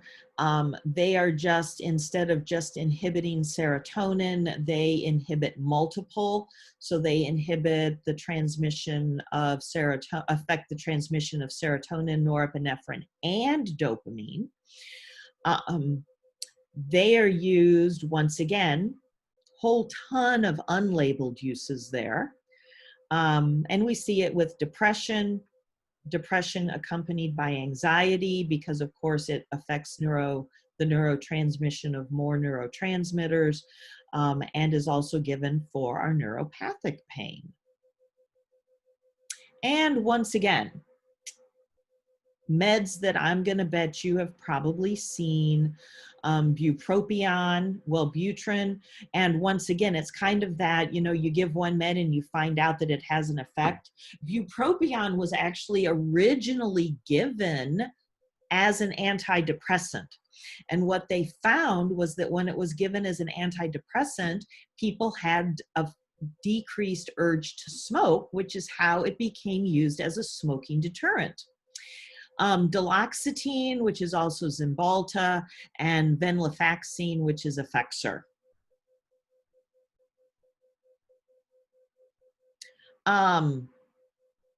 Once again, not a whole lot of adverse reactions. They work pretty quickly for effect, just like the SSRIs do. Maybe a few more interactions, especially with warfarin. It's going to increase your bleeding time. So you'd really want to be careful about giving these meds to someone who's on warfarin. There we go. Let me talk about grapefruit juice and then we'll take a break. So if you noticed on a bunch of my slides with antidepressants, it said no grapefruit juice. And of course, eventually someone's going to say, okay, what's the scoop with this? So grapefruit juice, hold on, let me back up. Our intestines, in the small intestine, we have an enzyme, which is called CYP3A4, and it helps metabolize our drugs. Well, grapefruit juice blocks that enzyme. So for our medications that need that enzyme to be metabolized, if we take grapefruit juice while we're taking that med, the med is not going to be metabolized and we are more at risk for toxicity. It is not just these mental health drugs. Your statins for high cholesterol. One of the top things with a statin is no grapefruit juice for the same reason. It blocks the enzyme and causes the drug to become more toxic. So that's the scoop with grapefruit juice. And that's why, you know, people who are on certain meds cannot drink it. All righty, before we get into atypicals, let's take a break. Let's come back at 5 after 10. And we will finish up mental health and then. All righty, so let's finish up mental health and then we'll move on into OB. Okay, so let's talk about a couple of atypical antidepressants, and one of them is mirtazapine or Remeron.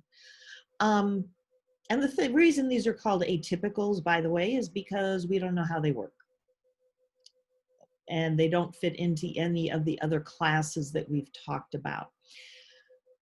The big thing about mirtazapine, and this is used a lot in patients who also have eating problems, lack of appetite, whether that's from another disease process or from their depression, because mirtazapine stimulates their appetite and causes weight gain. So it's a fairly small group of clients that you would want to prescribe mirtazapine for.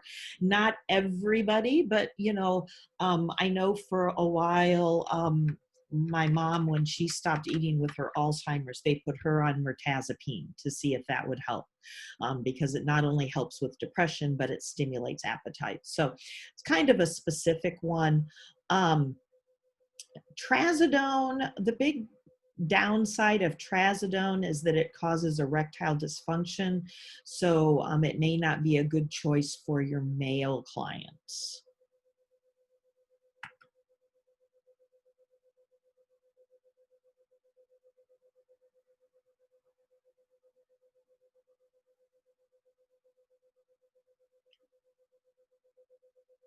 So ECT, which we still do today, even though, I mean, I know it kind of sounds barbaric, but we still do ECT today. What can we expect during their immediate recovery period?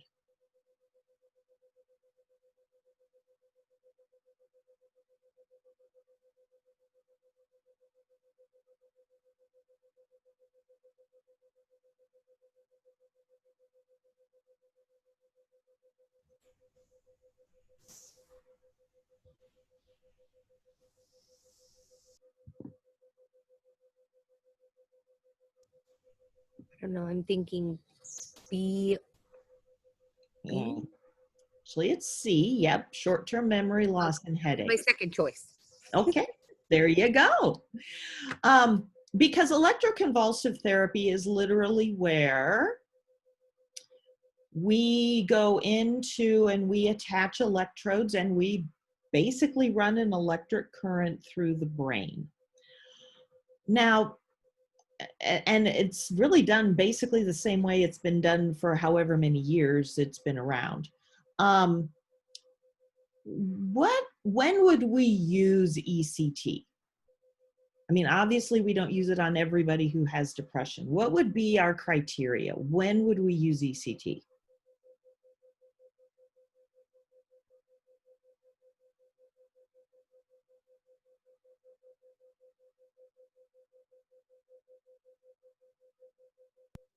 Maybe as a last resort. Absolutely, Tony, as a last resort. We go to ECT when we have tried all varieties and combinations of our meds. We've, in addition to the meds, we've done all the different types of psychotherapy, and we're still having problems with significant depression. And then we will do ECT treatments. And ECT treatments, just like anything else, sometimes it works and sometimes it doesn't.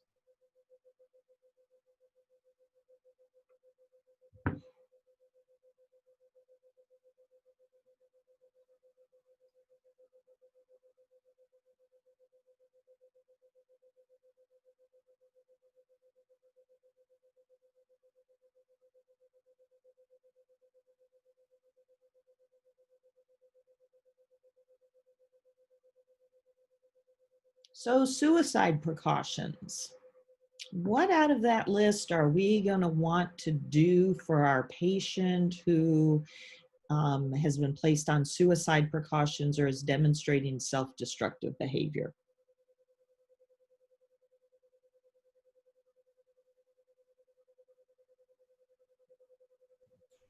B. Okay.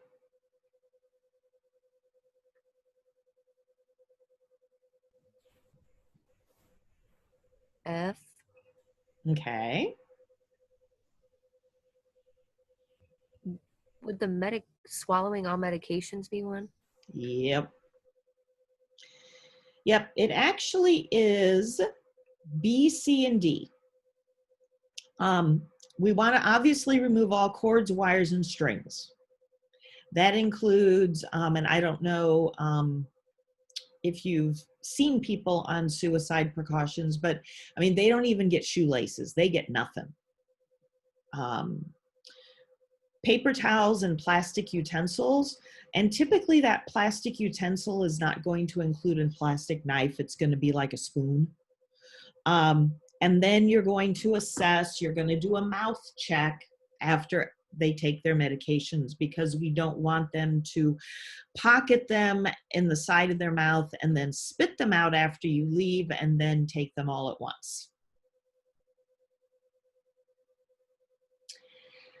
Now, the thing about suicide is that you always have to assume that anybody who has a history of depression or who has active depression symptoms may also be suicidal.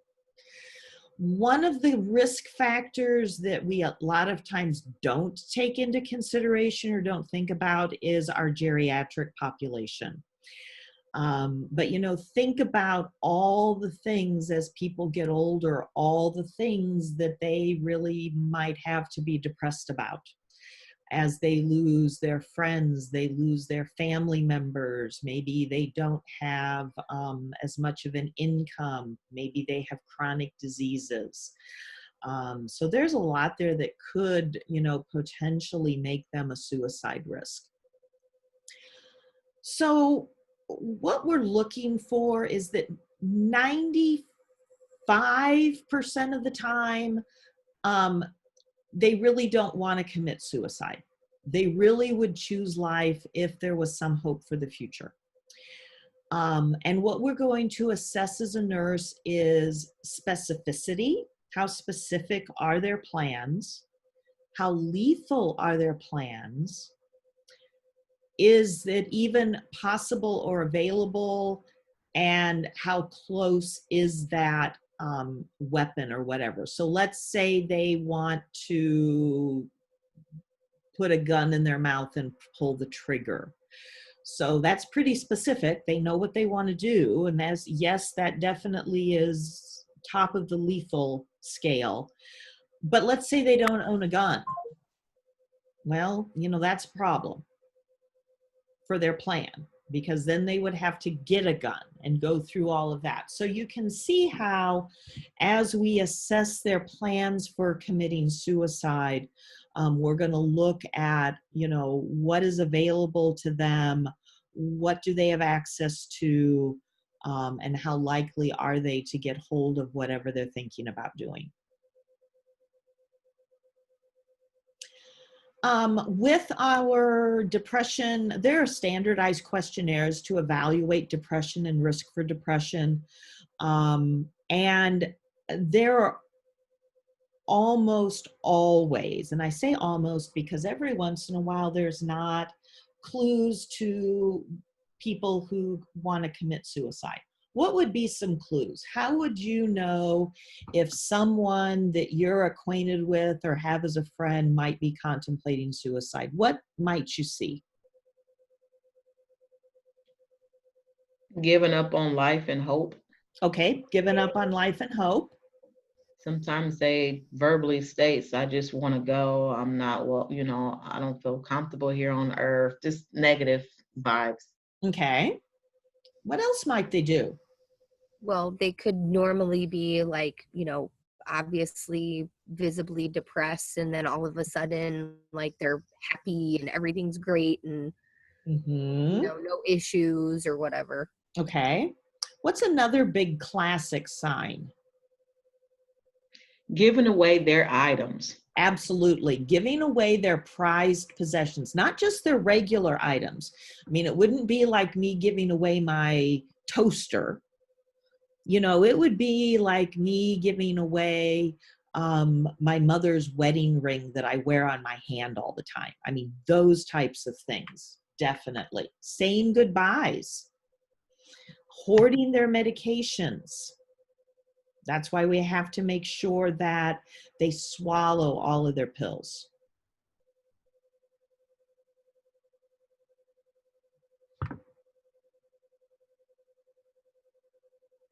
Quick question about Sure. swallowing all their pills and stuff. Yeah. When would it become like, I don't know, like in the patient's safety or best interest to do like IV medications or, injectable medications, to where, like, if they would do that, like, do they have to be like a habitual cheeker when it comes to that and have previous attempts at, you know what I'm saying? Like, does that make sense? Right. Yep. I know where you're going with that. Typically, actually, we don't. Typically, it's very, very, and I'll put another very in there, rare to see IVs on a mental health unit. Number one, because that quality of patient, or those patients, are very prone to doing things like ripping them out and then maybe using the tubing to hang themselves. So we try not to do IVs on mental health. A lot of times, and actually more and more meds are coming this way, some of our mental health drugs come in those disintegrating tablets, where the minute they touch water, they dissolve, which of course takes away some of the risk. But basically on mental health units, it's just a standard that when patients take their pills, the nurse stands there, watches them drink, and then they do a mouth check just to make sure that they swallow them all. Because unfortunately, all of the medications are not available either in an injection or a dissolvable form. And that's what I thought. It was just kind of one of those, I guess I kind of answered my own question because of the safety reasons, but I was just having an explanation kind of made it a little more clear. Sure. Thank you. Yep. Oh, no problem. Okay, so I think bipolar is our last mental health topic here. So what are you going to expect with someone who has bipolar disorder?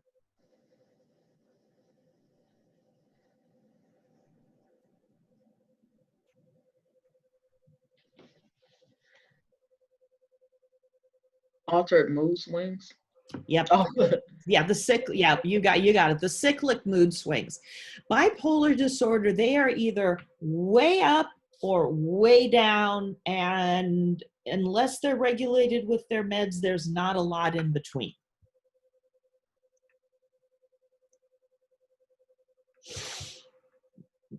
So given that explanation, which of these characteristics would tell you that they're having an exacerbation of their bipolar disorder?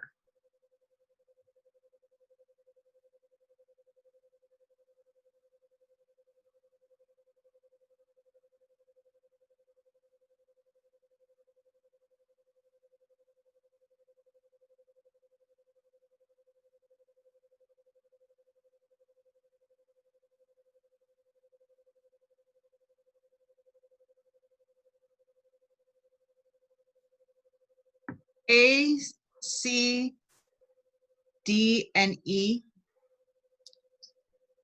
How about just A and D? Or A and A, B, C, D, A and E. There we go. So methodically cleaning your house is not the frantic, you know, I have to clean my house, I have to have it spotless that we see in that manic phase. Spending the money extravagantly and definitely increased sexual promiscuity are classic signs of the manic phase. And especially spending money that they don't have. And then when they come out of the manic phase and they realize what all they've spent, they've got all these bills and they can't pay them.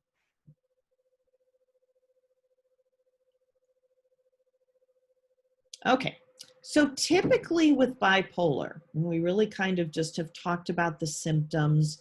The thing about bipolar is that classically, we treat it, and this is why it's in with depression, because the depression phases are longer than the manic phases. So they spend more time depressed than they do in that manic phase.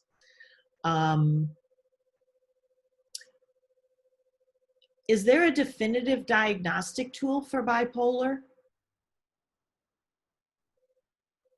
Or do we do it just on symptoms? Symptoms. Symptoms, absolutely. Based on symptoms, okay. Bipolar can be just like schizophrenia. There can be a genetic tendency for that.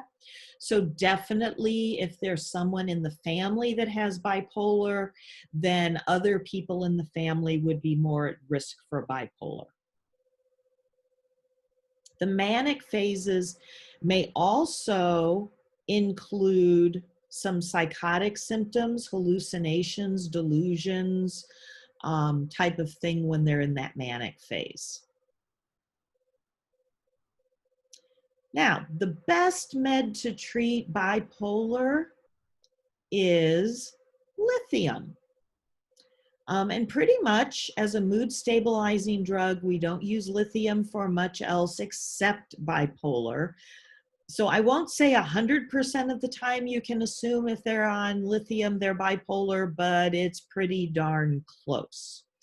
The big problem with management of bipolar is compliance, because they start to feel more normal. And just like some of our patients do when they're on antibiotics or, you know, hypertension or any other types of diseases is, oh, you know, I'm feeling better. I can do without this medication. I'm just going to stop taking it. And then they get back into problems again.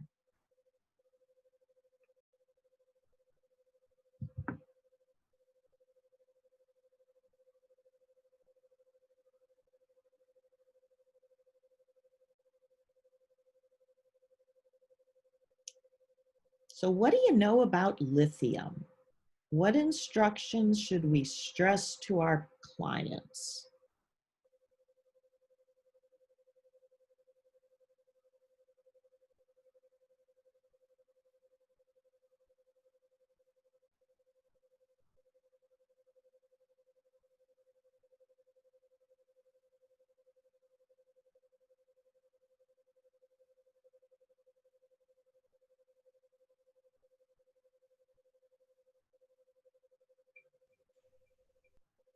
This is a tricky one.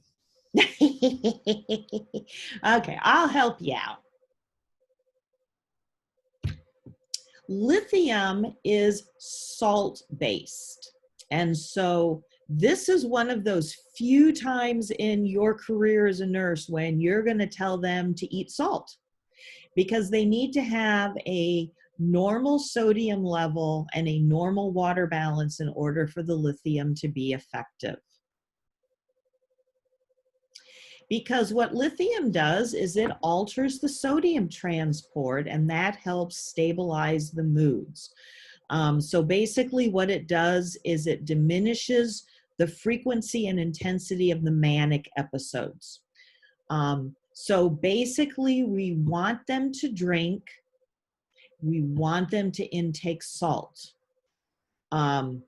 So their fluid balance is really important. So if you've got someone on lithium who, say, starts vomiting, they may then have problems with their lithium levels because they're getting dehydrated. So they really, and this is one of the big drawbacks of lithium, is the functionality of lithium is completely dependent on the fact that they have a normal fluid balance and an equal INO.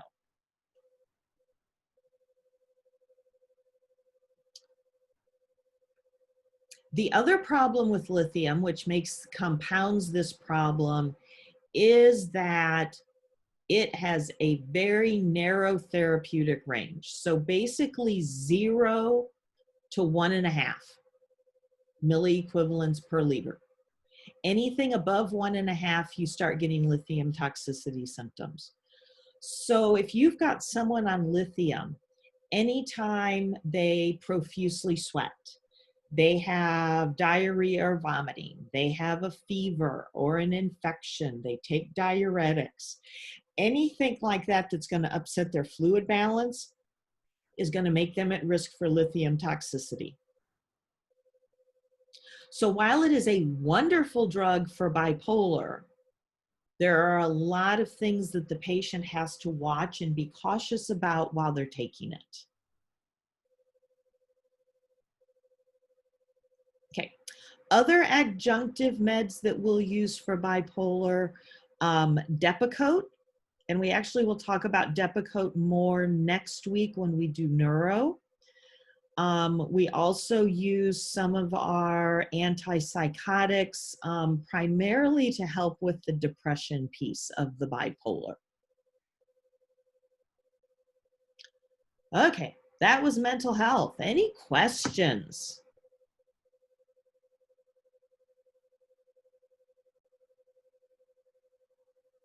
All righty, hearing none, we will dig into OB. Okay, so we'll start at the beginning. First prenatal visit.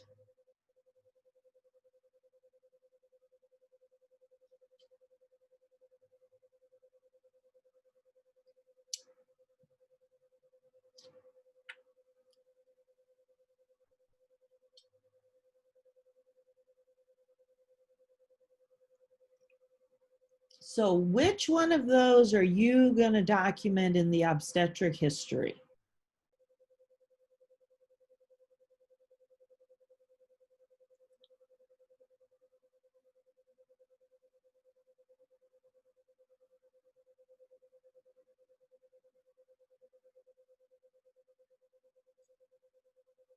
D? Actually, it is, yes, it is D.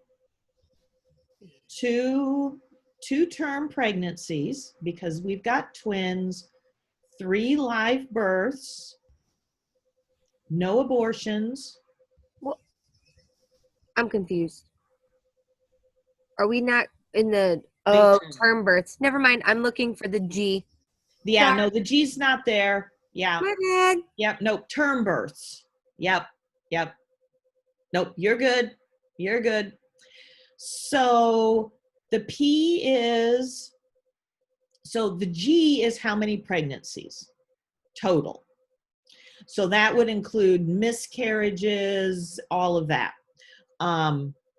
T is for term. How many term births were there? How many preterm births do they have? How many abortions? And how many living children?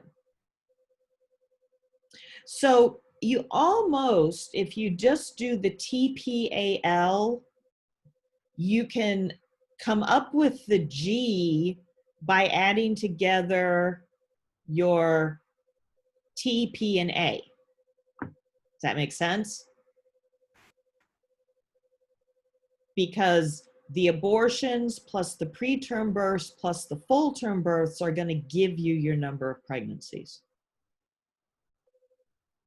Yes? Yes. Okay. I know that. Learning I would. something new. I was waiting for y'all to process that through. Yes. They should have told us in nursing school. Right? That's what I'm thinking. I'm like, well, holy damn, I didn't know that. Yeah, there you go. So anyway, so yes, so abortions, and remember abortion is, and that sometimes really freaks mothers out, because they think of abortion as, you know, voluntarily going and having the birth terminated. Miscarriages in this scope, miscarriages are determined as abortions if they were before 20 weeks. Okay. So, like, for example, and I'll use myself as an example, I have had 3 term births, 2 miscarriages, and 3 living children. So I would be a 3, 0, 2, 3. Does that make sense? Yeah. Yeah. Yeah. I have a question just out of curiosity. Yeah, go ahead. You said the abortion, any pregnancy loss before 20 weeks. How is it considered when women are having stillbirths? As if it's below 20 weeks, if it's before 20 weeks, it's still considered an abortion because it's not viable. It technically is not viable outside the mother's body, even though it has a heartbeat and everything. And we could probably spend the rest of class talking about viable versus not viable. Right. But in the world of obstetrics, anything below 20 weeks is considered a miscarriage. Because there was something going on which caused the body to expel the baby before it was viable, which is considered 20 weeks. Right. My question was after 20 weeks. Like, say you went to After 30 weeks and you delivered and the baby was stillborn or something. Would that still be considered preterm? No, then it's considered preterm because Okay. it's between yeah. So you go by the weeks. Anything before 20 weeks is counted as an abortion. Anything between 20 and 36, 37 weeks is preterm, because because then you would figure out that it had been a stillbirth by coming down here to the number of living children. I see. Okay. I guess I just never asked that question, and I just was curious this time. Yeah. I don't know if I've ever asked that. So Yep. Nope. Not a problem. awesome. So is twins considered one birth, or is it 2 for the G?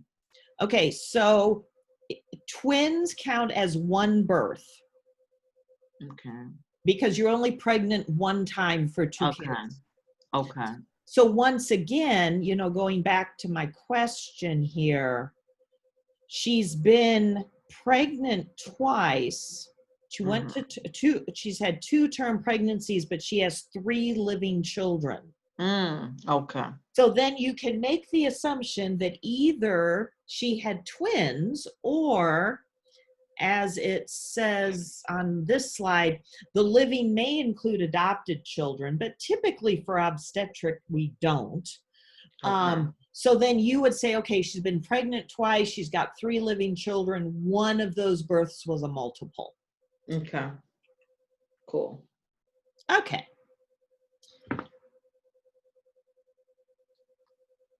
Okay, so last menstrual period was on March 13th. She wants to know when her baby's due.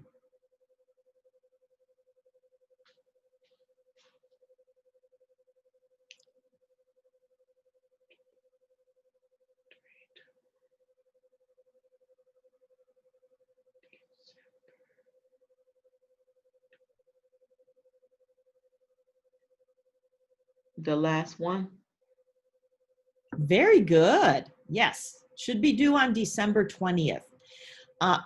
Because, I mean, if you looked at a calendar, pregnancy, and actually, let me just go to my next slide. There we go. Nagel's rule is the first day of the last menstrual period minus 3 months plus 7 days. So if you come back to my question, okay, so March 13th minus 3 months puts us to December 13th, plus 7 days puts us to December 20th. Or the example here, you know, April 6th minus 3 months would be January 6th, plus 7 days is January 13th. And actually in your obstetrician's office, they don't even do that math. They have a little wheel thing that they line up that you tell them when your last menstrual period was, and they roll the wheel and it'll just tell them what the date is. So they don't even have to do that math. Okay, so it's your first prenatal visit. They're going to do a complete health history. They're going to assess risk. What is your age, habits? That would be things like smoking, drinking, drugs. Genetics. What is your past history of pregnancies if you've had them? At that first visit, they typically will do a pelvic exam with cultures and a pap just to make sure that everything is okie dokie down there in that cervical area. And they're going to draw blood. The big ones that they're going to be testing for is the ABO and RH factor, because that can be a problem if mom is negative and dad is positive. They're going to check rubella immunity because we absolutely don't want moms to get rubella while they're pregnant. They're also going to do test for, with your consent, they will test for HIV. They'll also test for Hep B and syphilis.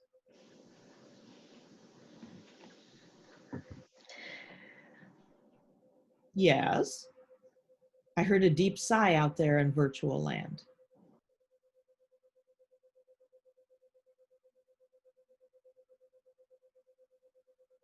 Okay, so how do we visit our obstetrician? And this would be with the normal pregnancy. We're not talking high risk, we're talking the normal, uncomplicated pregnancy. It's every month for the first 28 weeks, and then what?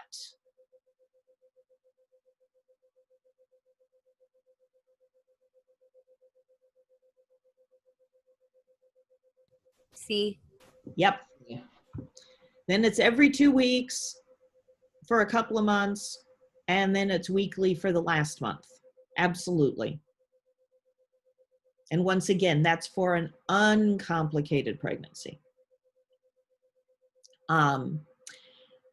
Now, a lot of times, and you know, if you're overdue, they see you more frequently, but in today's day and age, and with all the technology and what they've learned about, you know, some of the complications with overdue babies, mothers are not being allowed to go much past their due date like they used to in the old days.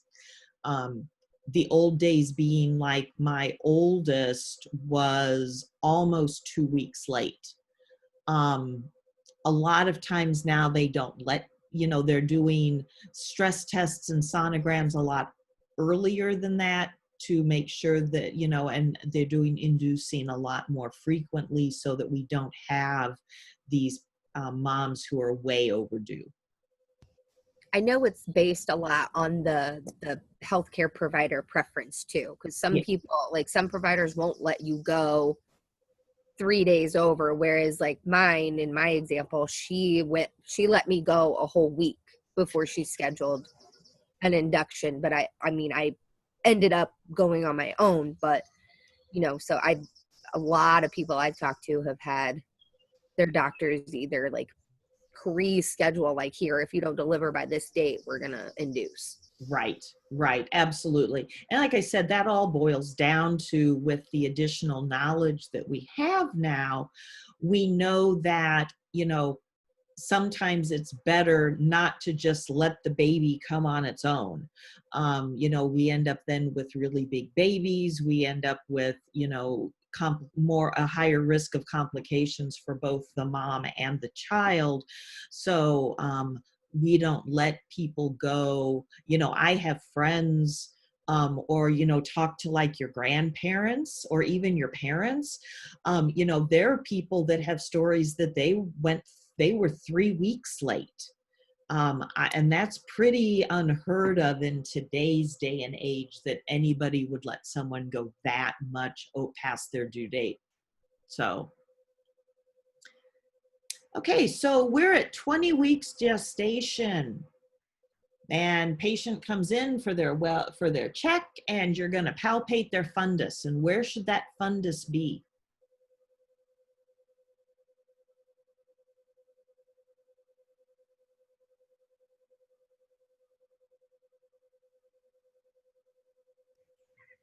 Is it C? It is. It should be about at the umbilicus, okay? So about mid-abdomen. Good job. So every time you go for your prenatal visit, they want to check your weight. What do they want you to gain during the course of your pregnancy? During your 9 months, what is recommended? About 35 pounds during add-on. Yeah, 30-ish pounds, depending on what you started at. I had a friend, oh gosh, probably 30 years ago, who was very overweight. And when she got pregnant, she actually didn't gain any weight at all, because she was eating better. And actually, when she had the baby, she actually lost weight. So you may or may not, some of it depends on what they look like, what their body type is, and their weight is pre-pregnancy. We're going to check blood pressure every visit. You get to pee in a cup every visit so they can dip your urine for protein and glucose. They're going to assess the fundus at about 20 weeks. We just talked about what was normal. And they're going to listen to fetal heart tones. And that's pretty much your standard at each visit until you get to about the last month, or unless you have issues. We're talking uncomplicated here. So as you go through your pregnancy, at about 17 weeks gestation, they're going to offer to do the quad screen, which is your markers for things like spina bifida, Down syndrome, some of those genetic abnormalities.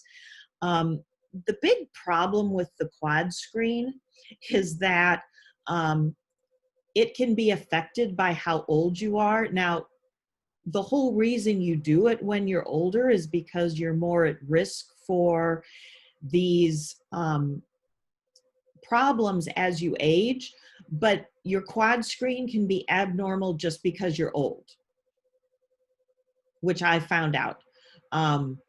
I was 35 and 38 for my last 2 pregnancies, and had quad screens done with both. Both of my quad screens came back abnormal, which led me to have amniocenteses both times. For one of them, we found out that there was a possible problem, which resolved by birth. The other one was completely normal. So you have to really, talk to the parents if their quad screen comes back abnormal, that there are definitely things like their age that can cause it to be abnormal just because you're old. Not that I consider 35 old, but in the world of pregnancy, it's old. Yeah, I was going to say, what is considered old? 35. It's geriatric. Once you hit 35, it's a geriatric pregnancy. I'm like, Yep. oh, Yep, absolutely. way to make me feel like an old lady.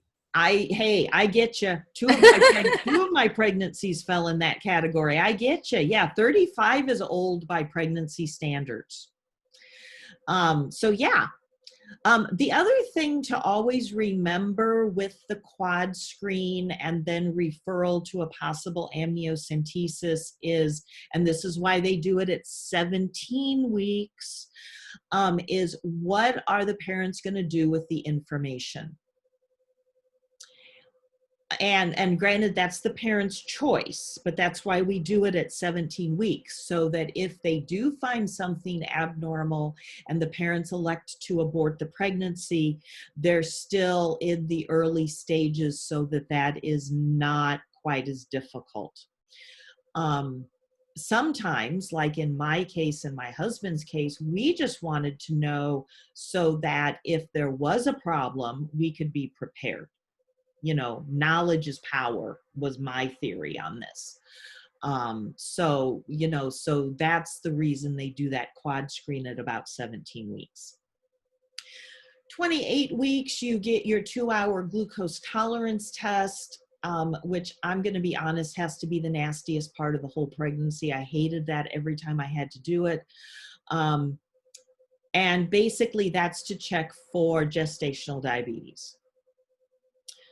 36 weeks, they're going to do cultures to check for strep B or group B strep in your vag and rectal area. If those cultures come back positive, you would be recommended to have a C-section as opposed to a vag delivery. Question. Yes. Is there an antibiotic option for the positive group B instead of the C-section option? I don't think so, because I'm pretty sure that the antibiotics that they give for the strep B are not ones that we typically would give during pregnancy, even late in pregnancy. Oh, okay. I'm just wondering because I had my sister-in-law she was positive group B. And they had her come in and do antibiotics before she gave birth, and she did have a vaginal delivery. Okay. But she had to have, like, it was required. She had to have 24. She had to have the antibiotic like 24 hours prior. Gotcha. So if she would have went into like unexpected labor, then she would have had to have a C-section. But they had it planned out so she could still do a vaginal delivery. Well, that would make sense, because if you're giving it 24 hours before delivery, by then the risk to the fetus from a placental transfer is really pretty slim. Right. So I could see it in that instance. We just wouldn't start the antibiotic like at the 36 weeks when we discovered they were positive. Right. And this also occurred in a different state too. So it could be Gotcha. different here in Illinois. Gotcha. Gotcha. So what we see, and you know, not only do we do obviously a pregnancy test and we look at missed menstrual cycles, but there are also other things that they can see physiologically that tell us that they're pregnant. Like, for example, and of course, not that any of us can, you know, contort ourselves to look in our cervix, but your cervix, when you are pregnant, turns a bluish purple color. That would be called Chadwick's sign. The uterine isthmus and the cervix soften, which is Hager's sign and Goodell's sign. But initially, what they're going to look at, and part of the reason they do the pelvic exam when you go for that first prenatal visit, is they're looking for this Chadwick's sign, that physiologic change of pregnancy. Okay, lots of physiologic changes in pregnancy. And I'm just going to kind of, I guess I'm going to say I'm just going to kind of skim them. So as we progress in pregnancy, the breasts enlarge, they become more tender. Because of the enlargement, they may develop striae, and striae is our medical term for what? Scratching. Stretch marks, absolutely. Montgomery tubercles, which help with, which are formed. You may have sciatic pain, and sometimes that sciatic pain is maybe later in the pregnancy, depending on how the fetus is situated in the abdomen. Your blood volume increases. Remember, you got two. You got you and the fetus. Your prenatal vitamins are really heavy on iron. So there's a higher risk for anemia to help prevent that. But not only do the changes in pregnancy lead to constipation, but so does that increased intake of iron. Constipation tends to be a chronic problem for most women during pregnancy, especially as the fetus enlarges and starts to impede the bowel and the colon and the stomach. What about pregnancy-induced carpal tunnel? I thought I had that somewhere. Nope. Oh, there it is. Ah, it's coming up. I knew that I had it. Yes, I knew that I had it. Integumentary system, your stretch marks, they may have the cloasma is what they call that mask of pregnancy. Lordosis, depending on how you carry that baby. I carried all of mine, and I know you can't really see me per se because, it's all virtual, but, I'm about 5'1", and I carried all my kids out in front. Straight out in front. And so I had a huge lordosis as I tried to balance myself and maintain that center of gravity. Increased urination, that is a combination of the increased blood flow and the pressure of the baby on your bladder. Your endocrine system enlarges to help with all of those hormones. And then, of course, there's all the discomforts that kind of go with pregnancy. Some of these may be more at the beginning. Some of these may be all the way through. The term morning sickness is quite the misnomer. Women have nausea in the morning. They have nausea all day. They may have nausea for all 9 months. Heartburn is pretty common, especially in the last trimester as the baby is bigger and compressing the stomach.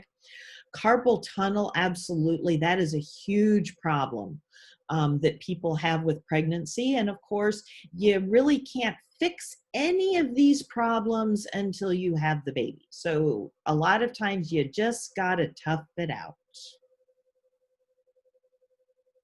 All right, let's take a break and let's come back at 11 o'clock and we will hopefully finish up. If not, we'll just roll over what I don't cover into next week because I should get pretty close. So come back at 11 and we will.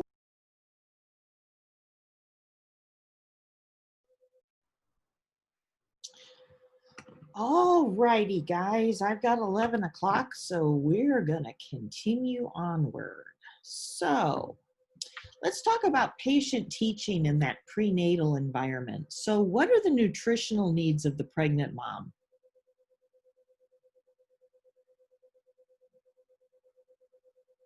Can they eat anything they want?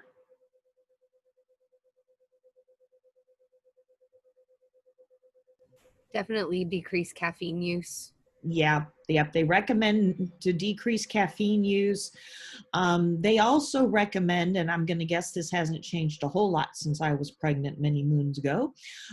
They also recommend that you keep your medications to a minimum. I know when I was pregnant with my kids, it pretty much was Tylenol and more Tylenol. No nicotine. And no nicotine, absolutely no nicotine, no alcohol, absolutely. Absolutely. Should they exercise? Moderate, mild, nothing extensive. Nothing extensive. They actually can continue doing whatever they have been doing. So basically, it's one of those things where, like, I walk every day. So I would be recommended to walk every day, not become more strenuous. But if you've got someone who's always running, at least initially, they can still continue doing that. Now, in the later months, they'll want to back off a little bit. But you just don't want to do any new activity to your body.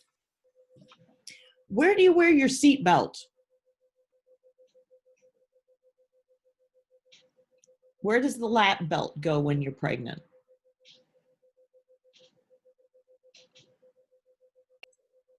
The upper part?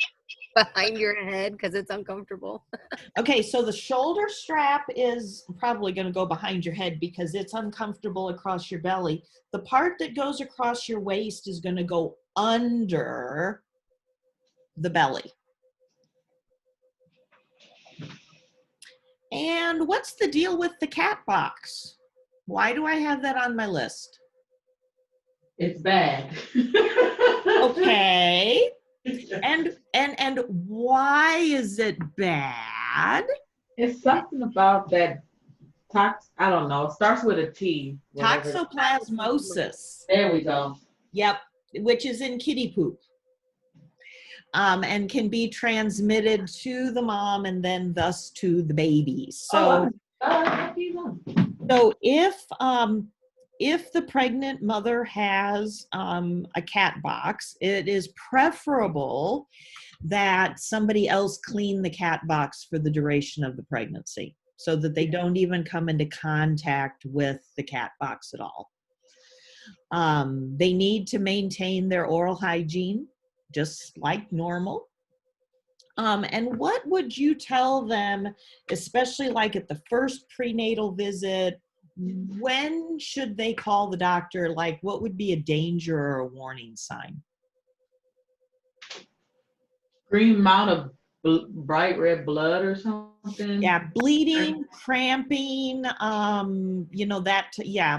primarily bleeding and cramping would be the two, especially early on.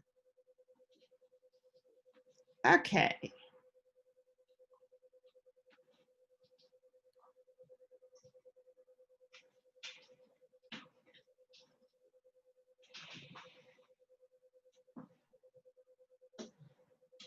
So who's our high risks? Who are our high risk people out of that list?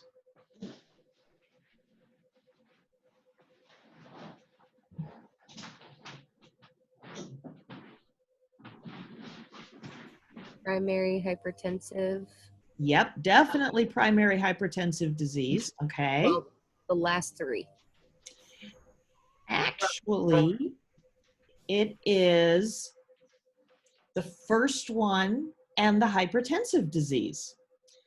Once you hit your 5th pregnancy, you're more at risk for things like increased baby size, uterine problems. So once you hit that 5th pregnancy, that makes you more high risk, and definitely hypertensive disease. Fifth time pregnancy, meaning like all pregnancies, abortions, miscarriages, things No, like that. that's full. That would be term pregnancies. Okay. Yeah. So the 5th term, they've had 4 term pregnancies, and this is pregnancy number 5. Because because actually my last child, because of my 2 miscarriages, was my 5th pregnancy, but that wasn't what made me high risk because I'd only carried 2 of the pregnancies to term. Okay. So let's talk a little bit about hypertension. Okay, so we can give antihypertensives during pregnancy to help maintain blood pressure. If they have hypertension pre-pregnancy, they are a risk pregnancy from the get-go. Gestational hypertension is defined as anything greater than 140/90. But now I'm going to tell you a little deviation from that. Some of that depends on what your baseline blood pressure is. Because, and I can't remember which one of my kids it was, but I went in for one of my visits and my blood pressure when they took it was like 130/80. And the next thing I knew, they were drawing blood and asking me all these questions and everything. And I'm like, what the heck? I'm like, it's not high. And they were like, well, but normally when you come in, you're 90/60. So while it's not high based on the gestational definition of hypertension, it was elevated significantly from my baseline. So they still went through and did, an extensive protein check, and they had me come back actually for, more testing in a shorter amount of time. So you have to kind of take this definition, I guess I'll say, with a grain of salt, because some of it does depend on what the person's baseline was. So one of the problems with hypertension is that it can lead to something called preeclampsia. And what happens in preeclampsia?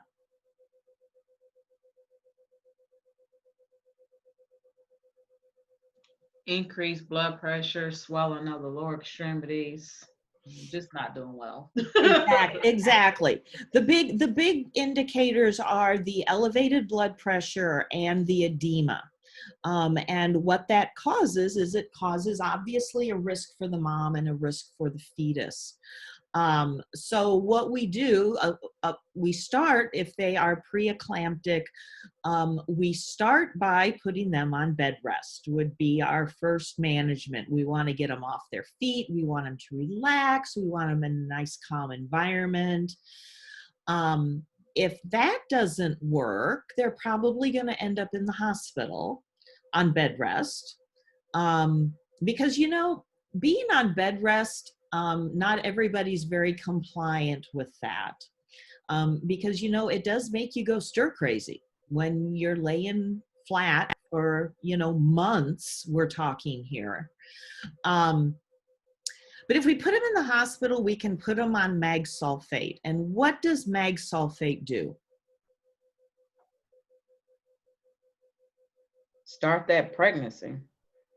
It helps maintain the pregnancy. It helps to decrease the risk of preterm labor. Okay. So we're going to watch, when they're on the mag sulfate, we want to watch not only what their contractions are, we're going to do fetal monitoring to make sure baby stays okay. And of course, through all of this, we're going to be watching what their blood pressure is, because that's really our big indicator. Okay, HELP syndrome. Now, HELP syndrome is actually one of the easiest things to diagnose because it is very definitely defined on blood work. We see hemolysis of the blood cells under the microscope.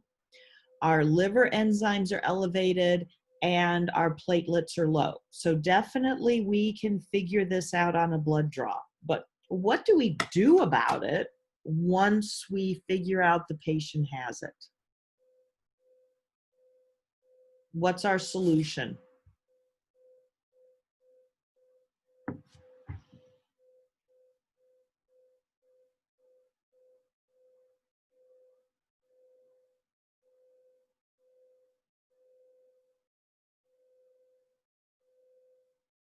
I'm not sure, honey. Okay, that's okay. I was waiting. The solution actually is to have the baby. Okay. This is where we would, in the ideal world, hope that by the time when this showed up, that we were able to go in and get the baby, either, have them induced or do it by a C-section because then the HELP syndrome will resolve after delivery.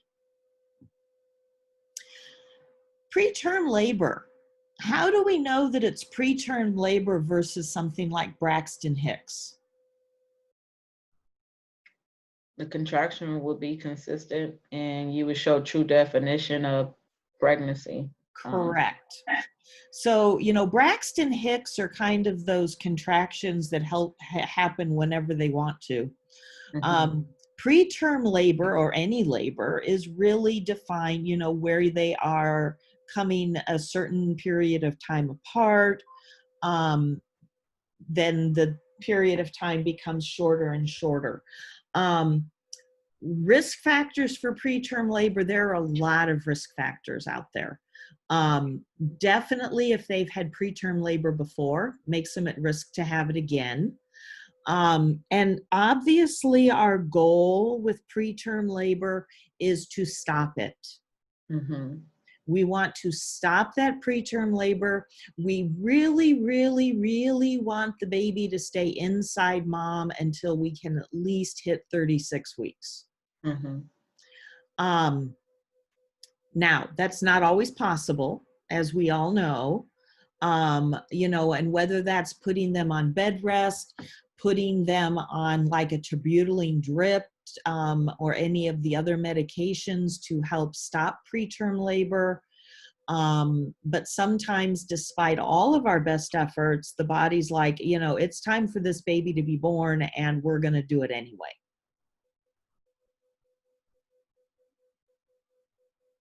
Whoops.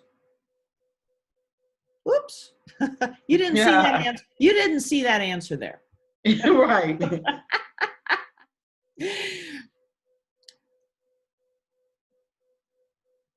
Okay, so let's talk about incompetent cervixes where they put on a cerclage. And what is a cerclage?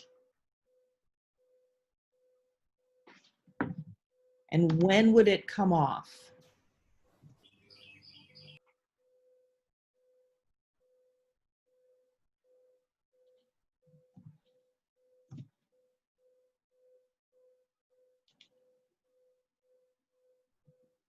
I'll help you along.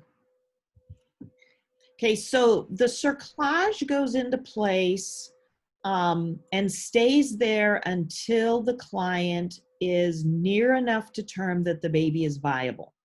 So usually about 38, 39 weeks, they'll remove the cerclage so that then the mom can go into labor naturally. Annika, to answer your question, the drug was terbutaline. Terbutaline. Don't quote me on that spelling. That was off the top of my head. So okay. What was the mag sulfate supposed to do? Because you were speaking about that drug too. Mag sulfate does the same thing. There are a variety of drugs that we can use to stop labor. They just work differently. Okay. Okay, so incompetent cervix. And basically, what does that mean? If someone has an incompetent cervix, what does that mean? It can't maintain. Can't hold the baby. Correct. It can't, the cervix doesn't hold, to put it in, I guess, really basic lay terms, it doesn't hold the baby in the uterus where we want it to stay. So basically what a cerclage is, and to put it really simply, is they basically go up there and they tie it off.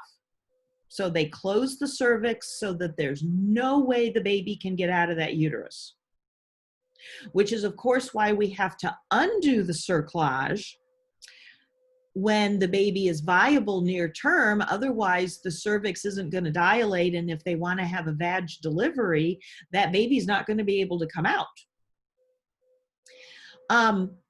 Cerclages are very effective. I have a friend who has had multiple pregnancies, carried it to term with her incompetent cervix. She just knows that when she gets pregnant that she will have a cerclage, and you know, the pregnancies go to term.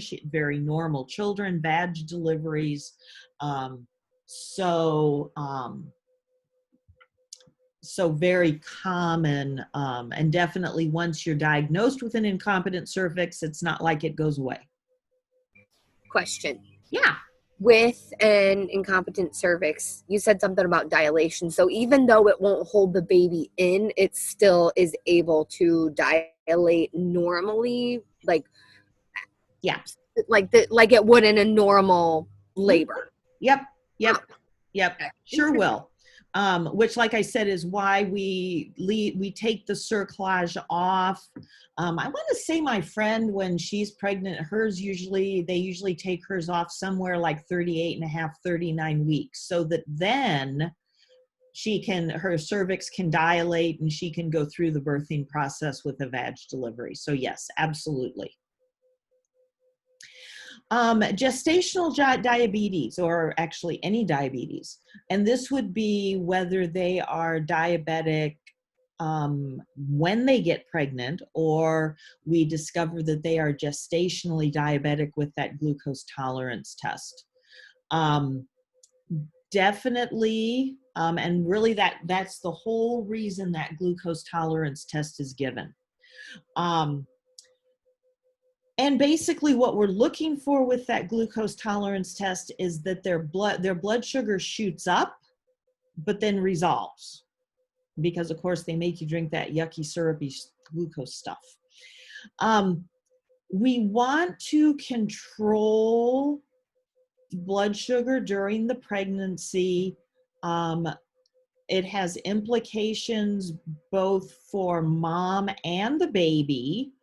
If you look back before we really did a lot of testing and control of gestational diabetes, and you look back, a lot of your moms who had, 10, 11, 12-pound infants probably had gestational diabetes. That's one of the hallmarks of a gestational diabetic pregnancy, is that the baby weighs more than 9 pounds at birth.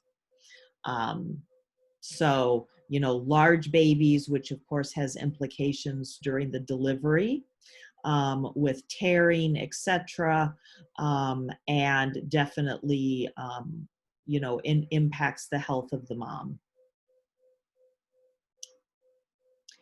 Okay, so what is placenta previa?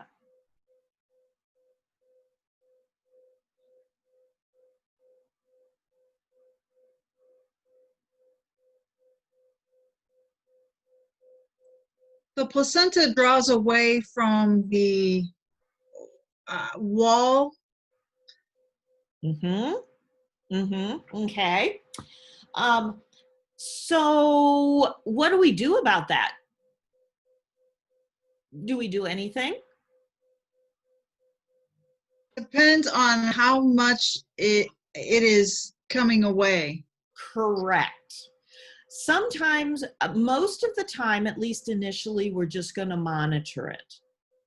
And sometimes with that, the placenta may also kind of prolapse or cover up the cervical opening. So sometimes that's an issue too. But basically, at least initially, we're just going to monitor it. Because if the placenta previa is not large, we will let the mom go to term. The concern is that when the placenta tears away, then there may be a loss of nutrients and lack of blood flow, etc., to the baby because of that placental lining. A lot of times our placenta previa patients may be more prone to have a C-section delivery as opposed to a vag delivery, just for baby safety. But a lot of times, especially if it's, more minor, we may just let it resolve.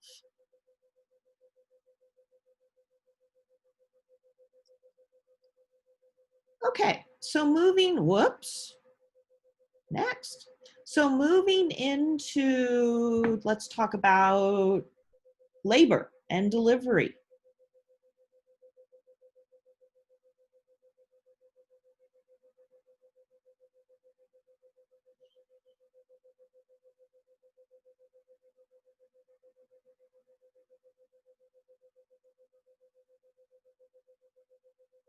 What do you think? And I know OB was a really long time ago for you guys.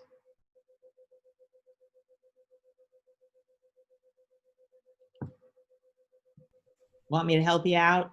Bulging perineum,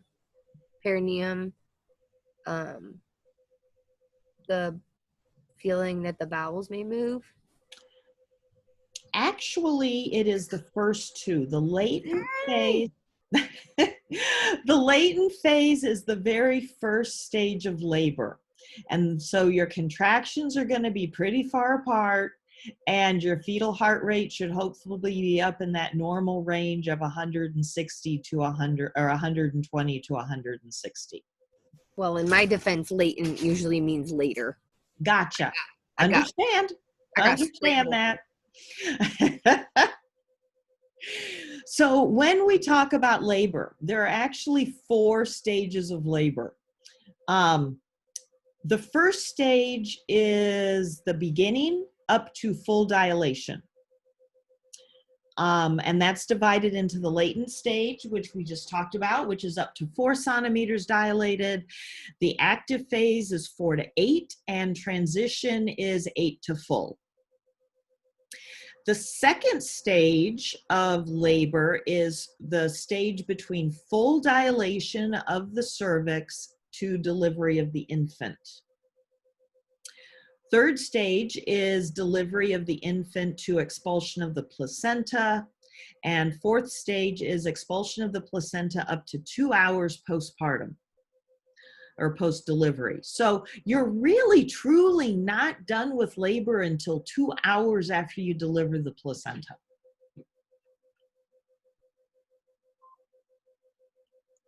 Okay, so during labor, what we're doing is we are doing both. A lot of times they'll do external monitoring with fetal monitors, putting that onto, wrapping it around their belly. Internal, they will insert, typically they'll do a fetal scalp electrode. They might do an IUPC that monitors the frequency, duration, and strength of the contractions.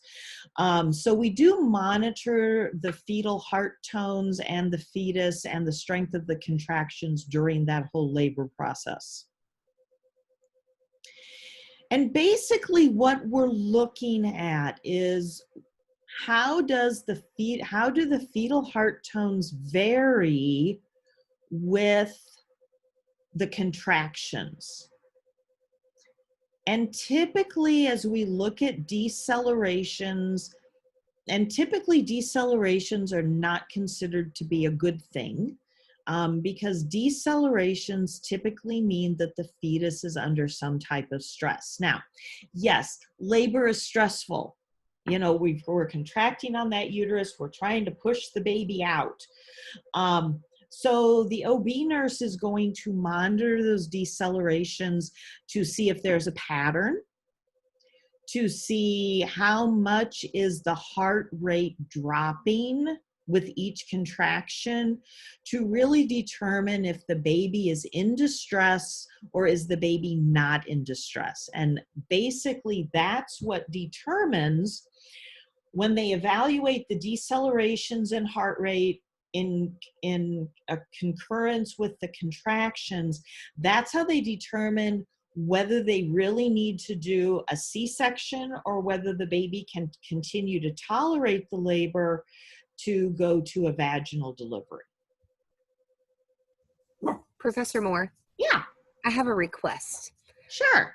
Can we kind of hit these maybe a little heavier than usual? Because I know I'm usually pretty good with obstetrics, but these always get me. No matter how many times I've looked at them, I still struggle with the Sure. Sure. So early decelerations are decelerations that happen at the very beginning of the contraction.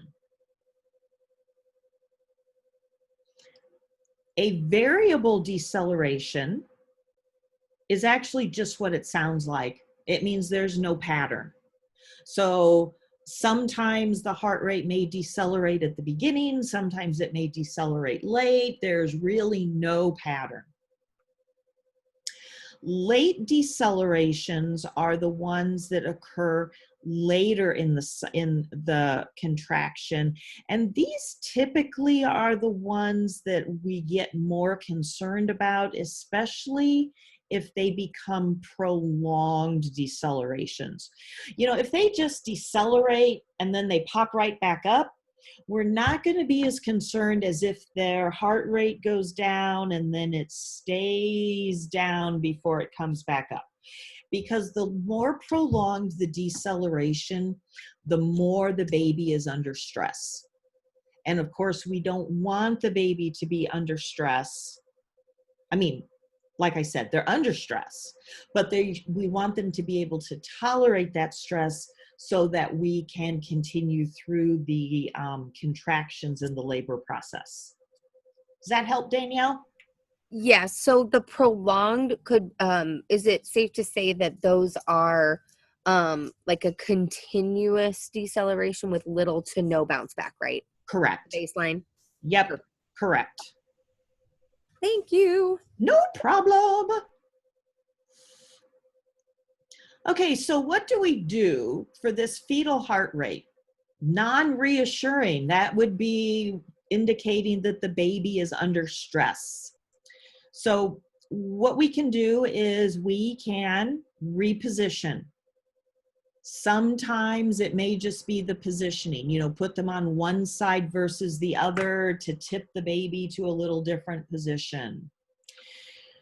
If they have IV fluids going, which a lot of them already do, increase those fluids. Maybe they're a little dehydrated and the baby's not getting enough, you know, fluid, which is causing it to be stressed. Think about, you know, when you're dehydrated. Why would we want to turn up the oxygen and give them a mask? Baby's not getting enough oxygen from the mother. Absolutely. We want to make sure that mom's getting as much oxygen as possible so that we can make sure that as much oxygen is getting to baby as possible. If they're on Pitocin, we're going to turn it off because obviously the Pitocin is what's causing these contractions, which is then what's causing the distress in the baby. Okay. And what is tocolysis?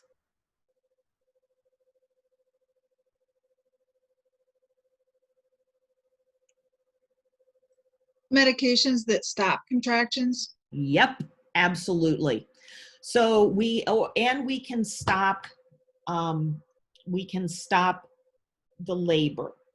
The other option, which is not on here, depending on how long the non-reassuring heart rate goes and what the pattern looks like, is that maybe the point where they decide to go ahead and do a C-section right then as an emergency C-section, as opposed to letting the labor continue, both for the health of the fetus and the health of the mom. Okay, so you know, whenever we go into labor, and I know I was one of these moms, oh no, I'm not going to use any meds when I go into labor to help with the pain. I'm going to do it all naturally. Yeah, that didn't last long. I won't tell you my story. We don't have the time. But non-pharmacologically, and a lot of women now do go through labor without any Pitocin, any drugs, anything, for no epidural, no nothing. Okay. You know, breathing. When you go to your prenatal classes and your pre-labor classes, you know, they teach you how to do that breathing to work through those contractions. Heat, cold, massage, hydrotherapy. Now, I'm just going to tell you, I was so disappointed when I went in with my first child because my water had already broken when I went in. And because my water had broken, they wouldn't let me get in the whirlpool. I was so bummed. So hydrotherapy is an option, but you just have to remember that if their water has already broken, that's not going to happen.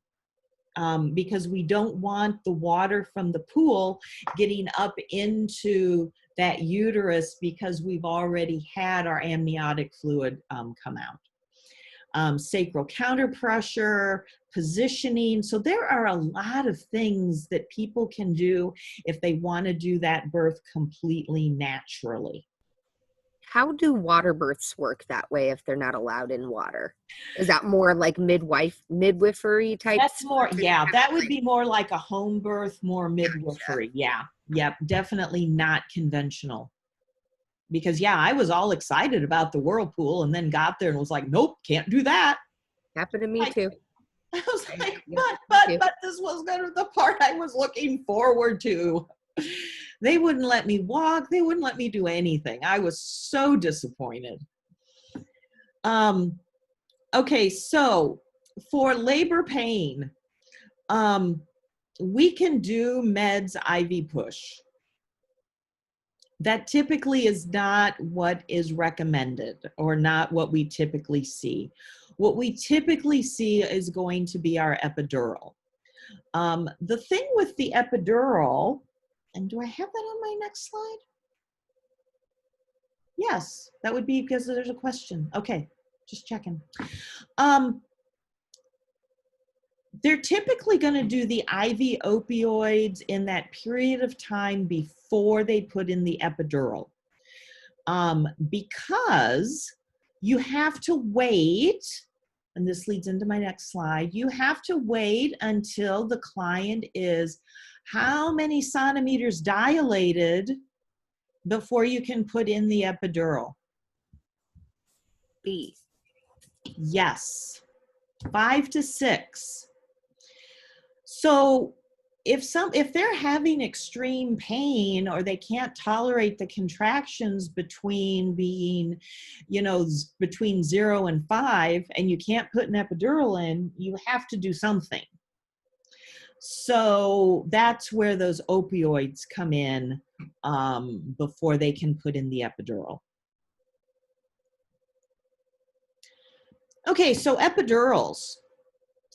Obviously, because it's an invasive procedure, there has to be informed consent. Remember that if you've been giving the mom opioids, mom can't give informed consent. It would have to be POA, significant other, spouse, etc. You would want them to empty their bladder. Because once the epidural's in, there's pretty much no sensation from the waist down. They do want to check platelets just because we don't want to risk any extra bleeding.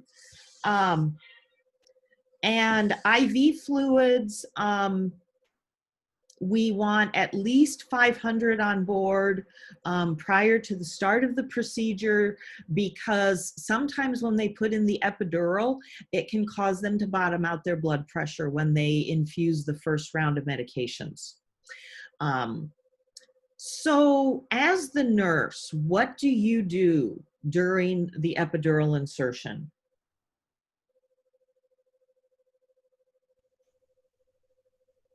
Stay back.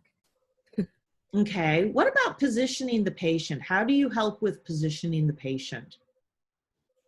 Maybe cross, Indian style, holding onto a pillow, maybe. Okay, so you're going to help get them in the right position, and I have to say that when I had my epidural put in the one time I had it done with active labor, they're here telling me to hold still while I'm in labor, trying not to puke. I really was not that impressed with that whole process.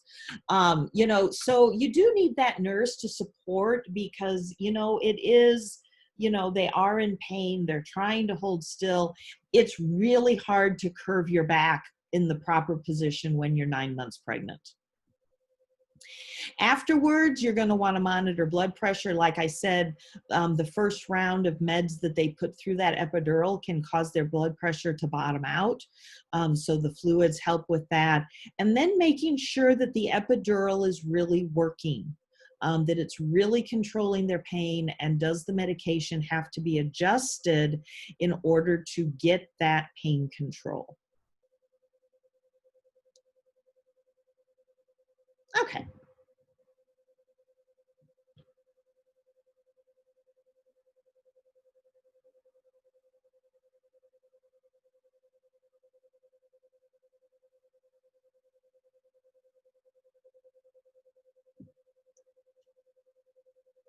So you've got a mom who had a C-section, and they are asking if they can have a VBAC with their next baby. What's your reply?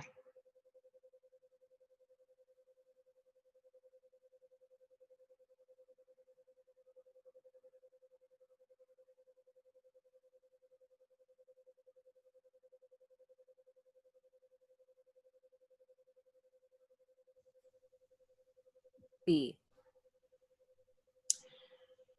Actually, the answer is A. The risk for uterine rupture with a VBAC is about 2%. So it really then is up to the mom whether they think that's too big of a risk or not. So it's not a huge risk. It's like a 1 to 2% risk for uterine rupture. The big thing is, did they have a vertical C-section incision, or do they have a low transverse? Or a bikini incision, to put it in lay terms. So the bikini incision, because the vertical incision being through the whole uterus, that can't tolerate the contractions if we try to VBAC. So my C-section, my first C-section was a vertical. So I never had the option to VBAC. And actually, I was one of those that thought that a 1 to 2% risk of uterine rupture was just a wee bit too high, even though it's really negligible. So I would have gone with a repeat C-section anyway. But that really is the big risk of the VBAC, is uterine rupture. It's a very small risk, 1 to 2%. The other thing about a vaginal birth after a C-section is to look at the why did we have to do a C-section in the first place? For example, I had to have a C-section because I had cephalopelvic discrepancy, and as in I have a very small pelvis, and all 3 of my kids had heads that were in the 100th percentile. My obstetrician, after we figured that out, said that, you know, I wouldn't be a candidate for a VBAC anyway, because there's no way that with my kids running with those big heads that I would ever be able to deliver vaginally. So some of this has to do with looking at, why did we have to do the C-section in the first place? What was the underlying reason? Okay, so what are some of our labor and delivery complications? So umbilical cord prolapse, what does that mean?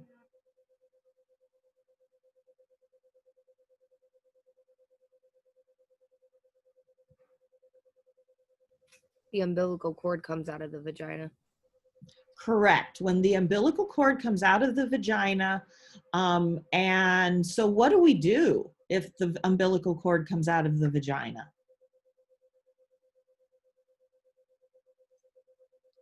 Place the patient on their left side. Yep, we're going to place the patient on the left side, and we're going to try to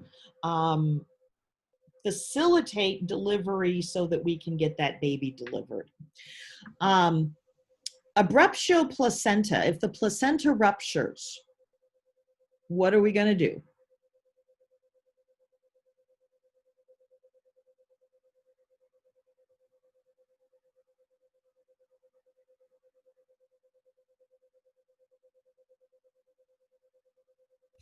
Is it emergency C-section? Yeah, it's an emergency C-section.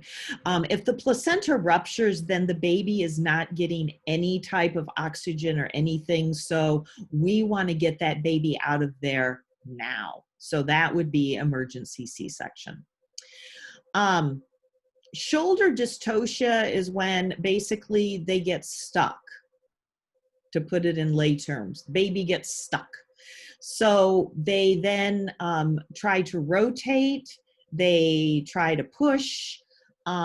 Sometimes that actually in the process of doing that as a vag delivery, they may fracture their clavicle as they come through. I've seen that happen. But most of the time, by, you know, rotating and working it and doing suprapubic pressure on the mom, we can work to get that baby out.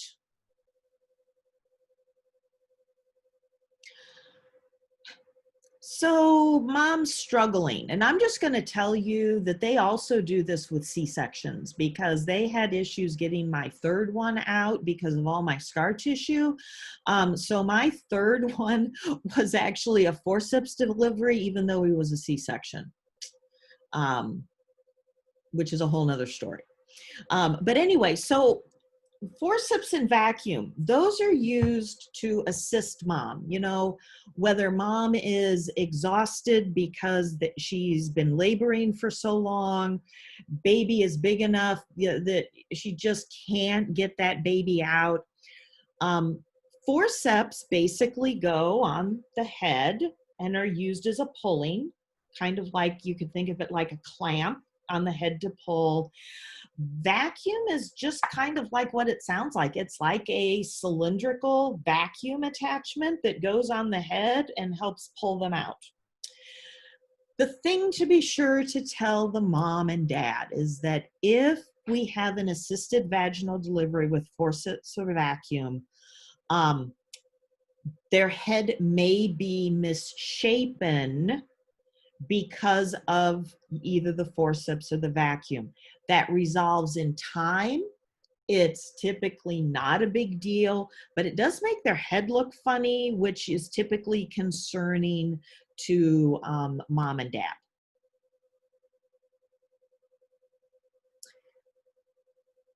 Now, if deliveries, vaginal deliveries, and this is where midwives come in, and midwives have really come into their element because they work, they don't rush the delivery. And so a lot of times they will just work with stretching that cervix so that you don't need an episiotomy and there's no tearing. They typically don't do episiotomies. You'll see it says no longer routine. If they can help it, they really try to do things more naturally and just work with the size of the baby and stretch that cervix slowly so that they don't have to do that episiotomy. If baby is born suddenly, you know, that, you know, they roll into the emergency room door and baby's head is already halfway out, that type of quick delivery, you can then sometimes have tearing. And the degree of laceration here has to do with how long the laceration is. So first degree would be the smallest, and fourth degree basically goes from vagina to rectum. So, and the other two are in between. So the degree of laceration or tearing basically is based on length, from smallest to largest. As I've already kind of alluded to, C-sections can be planned or emergent. My first one was emergent. My other two were planned. So I had a total of 3. Epidural is the preferred means for being anesthetized. It lets the mom be awake through the procedure but doesn't feel anything. The risks or the indications are there. Let's see.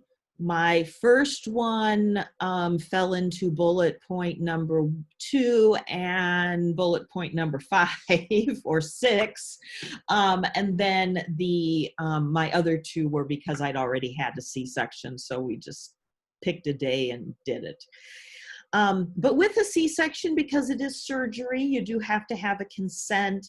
There is abdominal prep and shaving that goes on for the incision, and patient's going to get a Foley. Okay, postpartum, and I'm just going to go ahead and push through and finish up because I only got 8 more slides. So in postpartum, we're really going to want to do uterine tone and vaginal and watch vaginal bleeding. And that's where massaging that fundus comes in. And you don't just like lightly massage that fundus, you like massage the fundus. Please, please, please make sure, and this is once again from personal experience, please make sure that your patient has pain meds on board before you go in and massage their fundus, so you're not having to peel them off the ceiling. And definitely, initially there may be bleeding, more severe bleeding, and then it should taper off fairly quickly as uterine tone snaps back to normal. Larger babies and multiple pregnancies may cause what's called an atonic uterine, which is a lot harder to get back in shape, may have a lot more bleeding, and typically is what causes people to go back for emergency hysterectomies after delivery. Going to watch vital signs. If they've had an epidural, whether for a vag delivery or a C-section, you're going to want to monitor that return to sensation. And of course, you're going to want to monitor their pain, because whether they had a C-section or a vag delivery, it's going to hurt, and they're going to hurt. Okay, so I've already talked about monitoring the uterine bleeding and why. Bladder function, can they pee? Now, if they are a C-section and they have a catheter, that can you pee is going to wait until after you pull the catheter out, which is typically the next morning after delivery. If it's a vag delivery, can they pee? Condition of their breasts. Is their colostrum coming in? Are they planning to breastfeed? Are they not planning to breastfeed? Whether they have a C-section incision or were a vag delivery, you know, prevention of infection, making sure that their peri pads get changed frequently, that they're keeping that peri area clean so that there's no infection there. So postpartum, they're going to need to know peri-care, breast care. If they had a C-section, incision care. What are their guidelines for exercise? What can they do? What can they not do? What can they eat? What can they not eat, especially if they are nursing? Contraception, it is truly a wives' tale that if you nurse, you won't get pregnant. So if your mom is breastfeeding, they still need to be on some type of contraception when they resume sexual activity.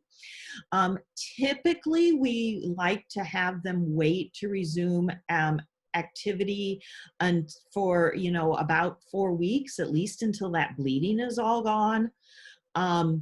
And depending on whether they are breastfeeding or a formula baby will determine what medications they can resume, take, etc.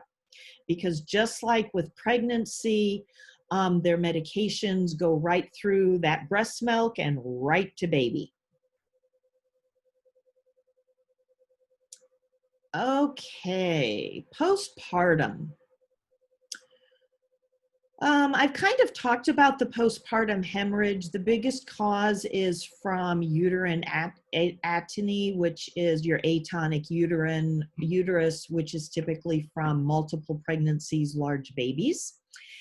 If they don't pass all of the placenta, and that's why it's really important that when they pass that placenta, we monitor for the whole, that to make sure the whole placenta is there, because that can cause hemorrhage also.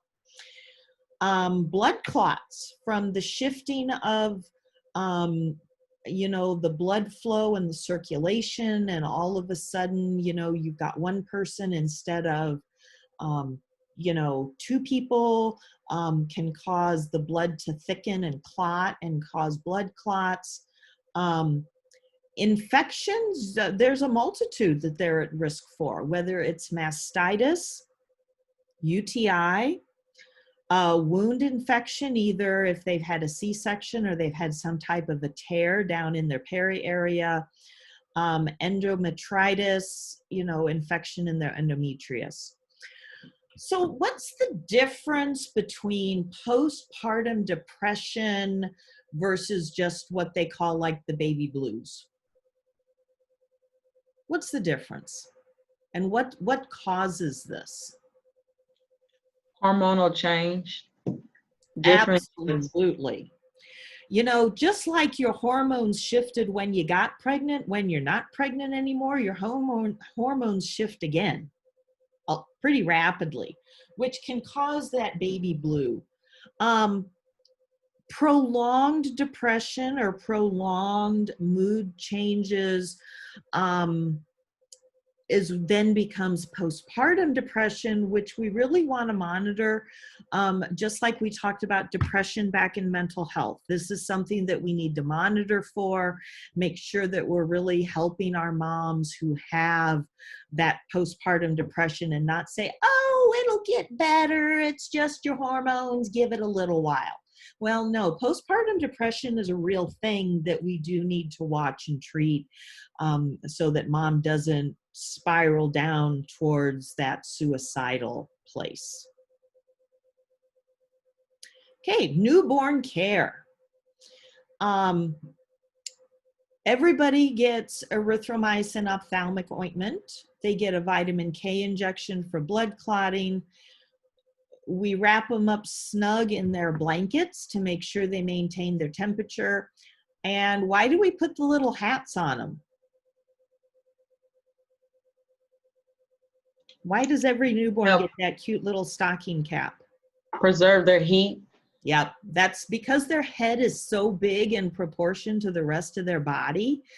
They're more at risk to lose heat through that. Watching their airway, making sure that they're breathing. Feeding, working with mom. If it's a first-time mom who's trying to nurse, let's get the lactation consultant in there to help so that mom doesn't get frustrated, because not every baby just latches on immediately. Let's get help in there. If they're going to be a formula baby, let's work on finding a formula that baby tolerates and stuff. It is typical for a newborn to lose weight initially and then start gaining it back. That's very common. So moms and dads need to be assured that that is, okie dokie. Newborn screening tests, things like doing the APGARs at birth to make sure that they are, their APGARs are okay. Making sure that they're doing the screening tests for like PKU and some of the other congenital problems that we see and can test for with blood work.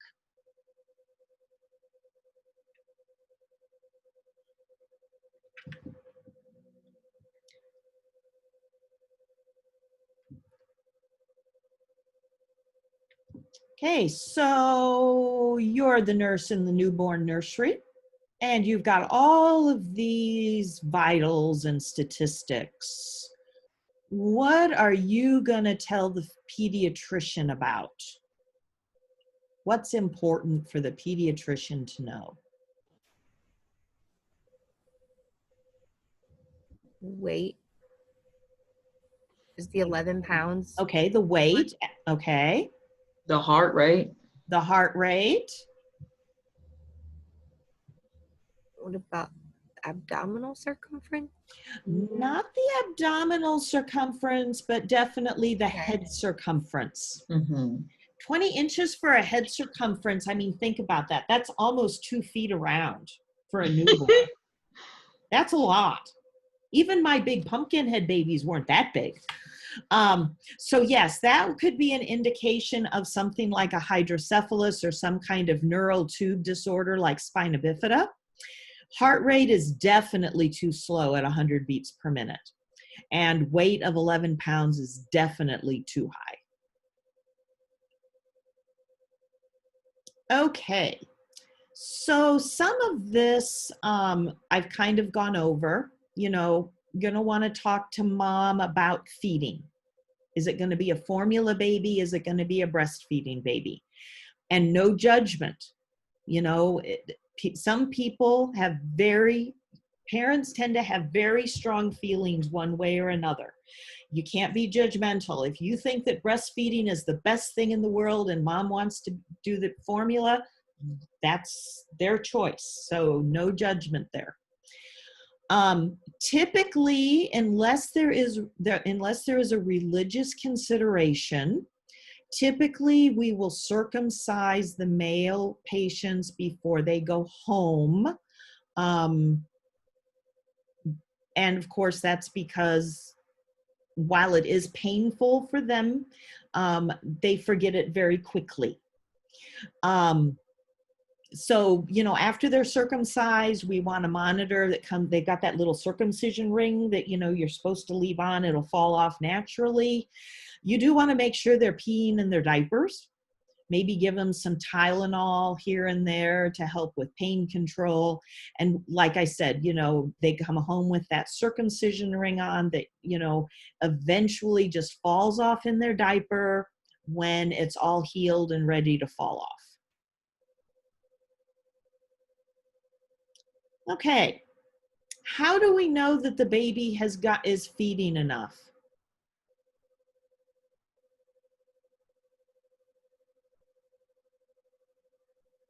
By the number of their wet and dirty diapers. Okay, by the number of wet and dirty diapers, and do they settle down after they're fed?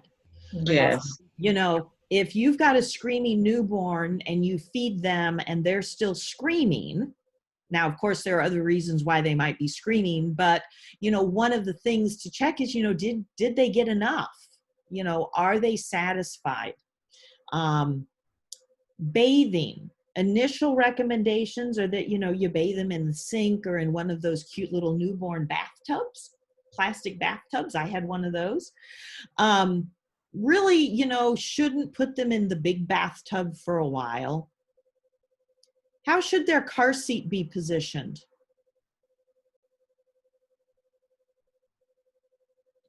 Rear facing. Rear facing, absolutely. And rear facing, and they're becoming more and more conscious of how weight is a much better indicator than age. And every state is different, but definitely a nurse who's working in postpartum and newborn nursery should definitely know what the state guidelines are for car seats, to know so that they can teach the child or teach the parent, teach the child, goodness. How do we position them when we lay them down in their crib? On their back. On their back. We put them back to sleep.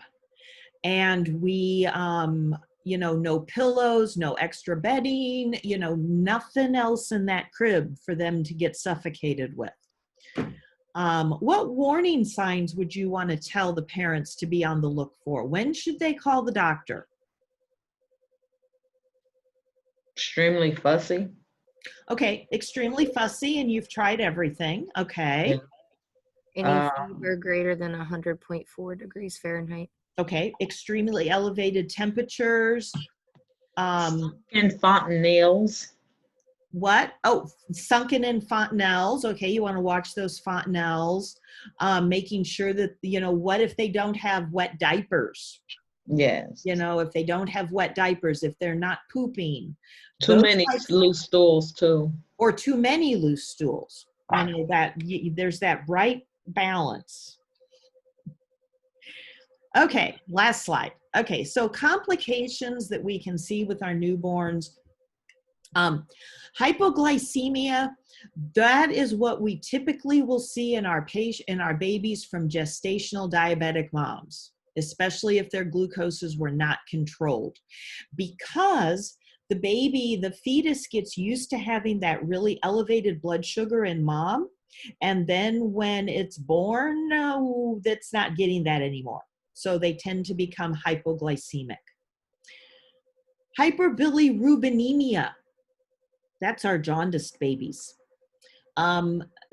Those we treat with a Billy light, and actually you can do Billy lights at home. They've got Billy belts, they've got Billy suits, they've got all kinds of Billy things these days. I think my youngest had a Billy belt for his. And basically we're just waiting for the liver to start functioning a little better to clear out that bilirubin. Respiratory distress syndrome, making sure baby can breathe. Using that beautiful little bulb suction thing to make sure their nasal passages are cleared out and stuff. And of course, keeping baby warm, because their temperature really, they aren't able to control that real well. Okay, whew, that was a lot. Okie dokie, gang. Any questions on any of that? No. All righty. So then next week we finish up with neuro. And so then I will see you next week. All right. Thank you. All right. Talk to you later. Mhm. Bye-bye. Hey, Professor, Uh-huh. did the Remeron help your mom? No. Okay. All right. Just curious. Nope, sure didn't. She actually ended up on, oh, crud. Now I can't think what they're called. She ended up on the oral marijuana balls. What are those called? Oh, Marinol. Thank you. She ended up on Marinol for a while, and then her appetite picked up, so we took her off of that. And now she's actually not on anything. So, Okay. yep. Thank you. Uh-huh, no problem. We'll see you guys next week.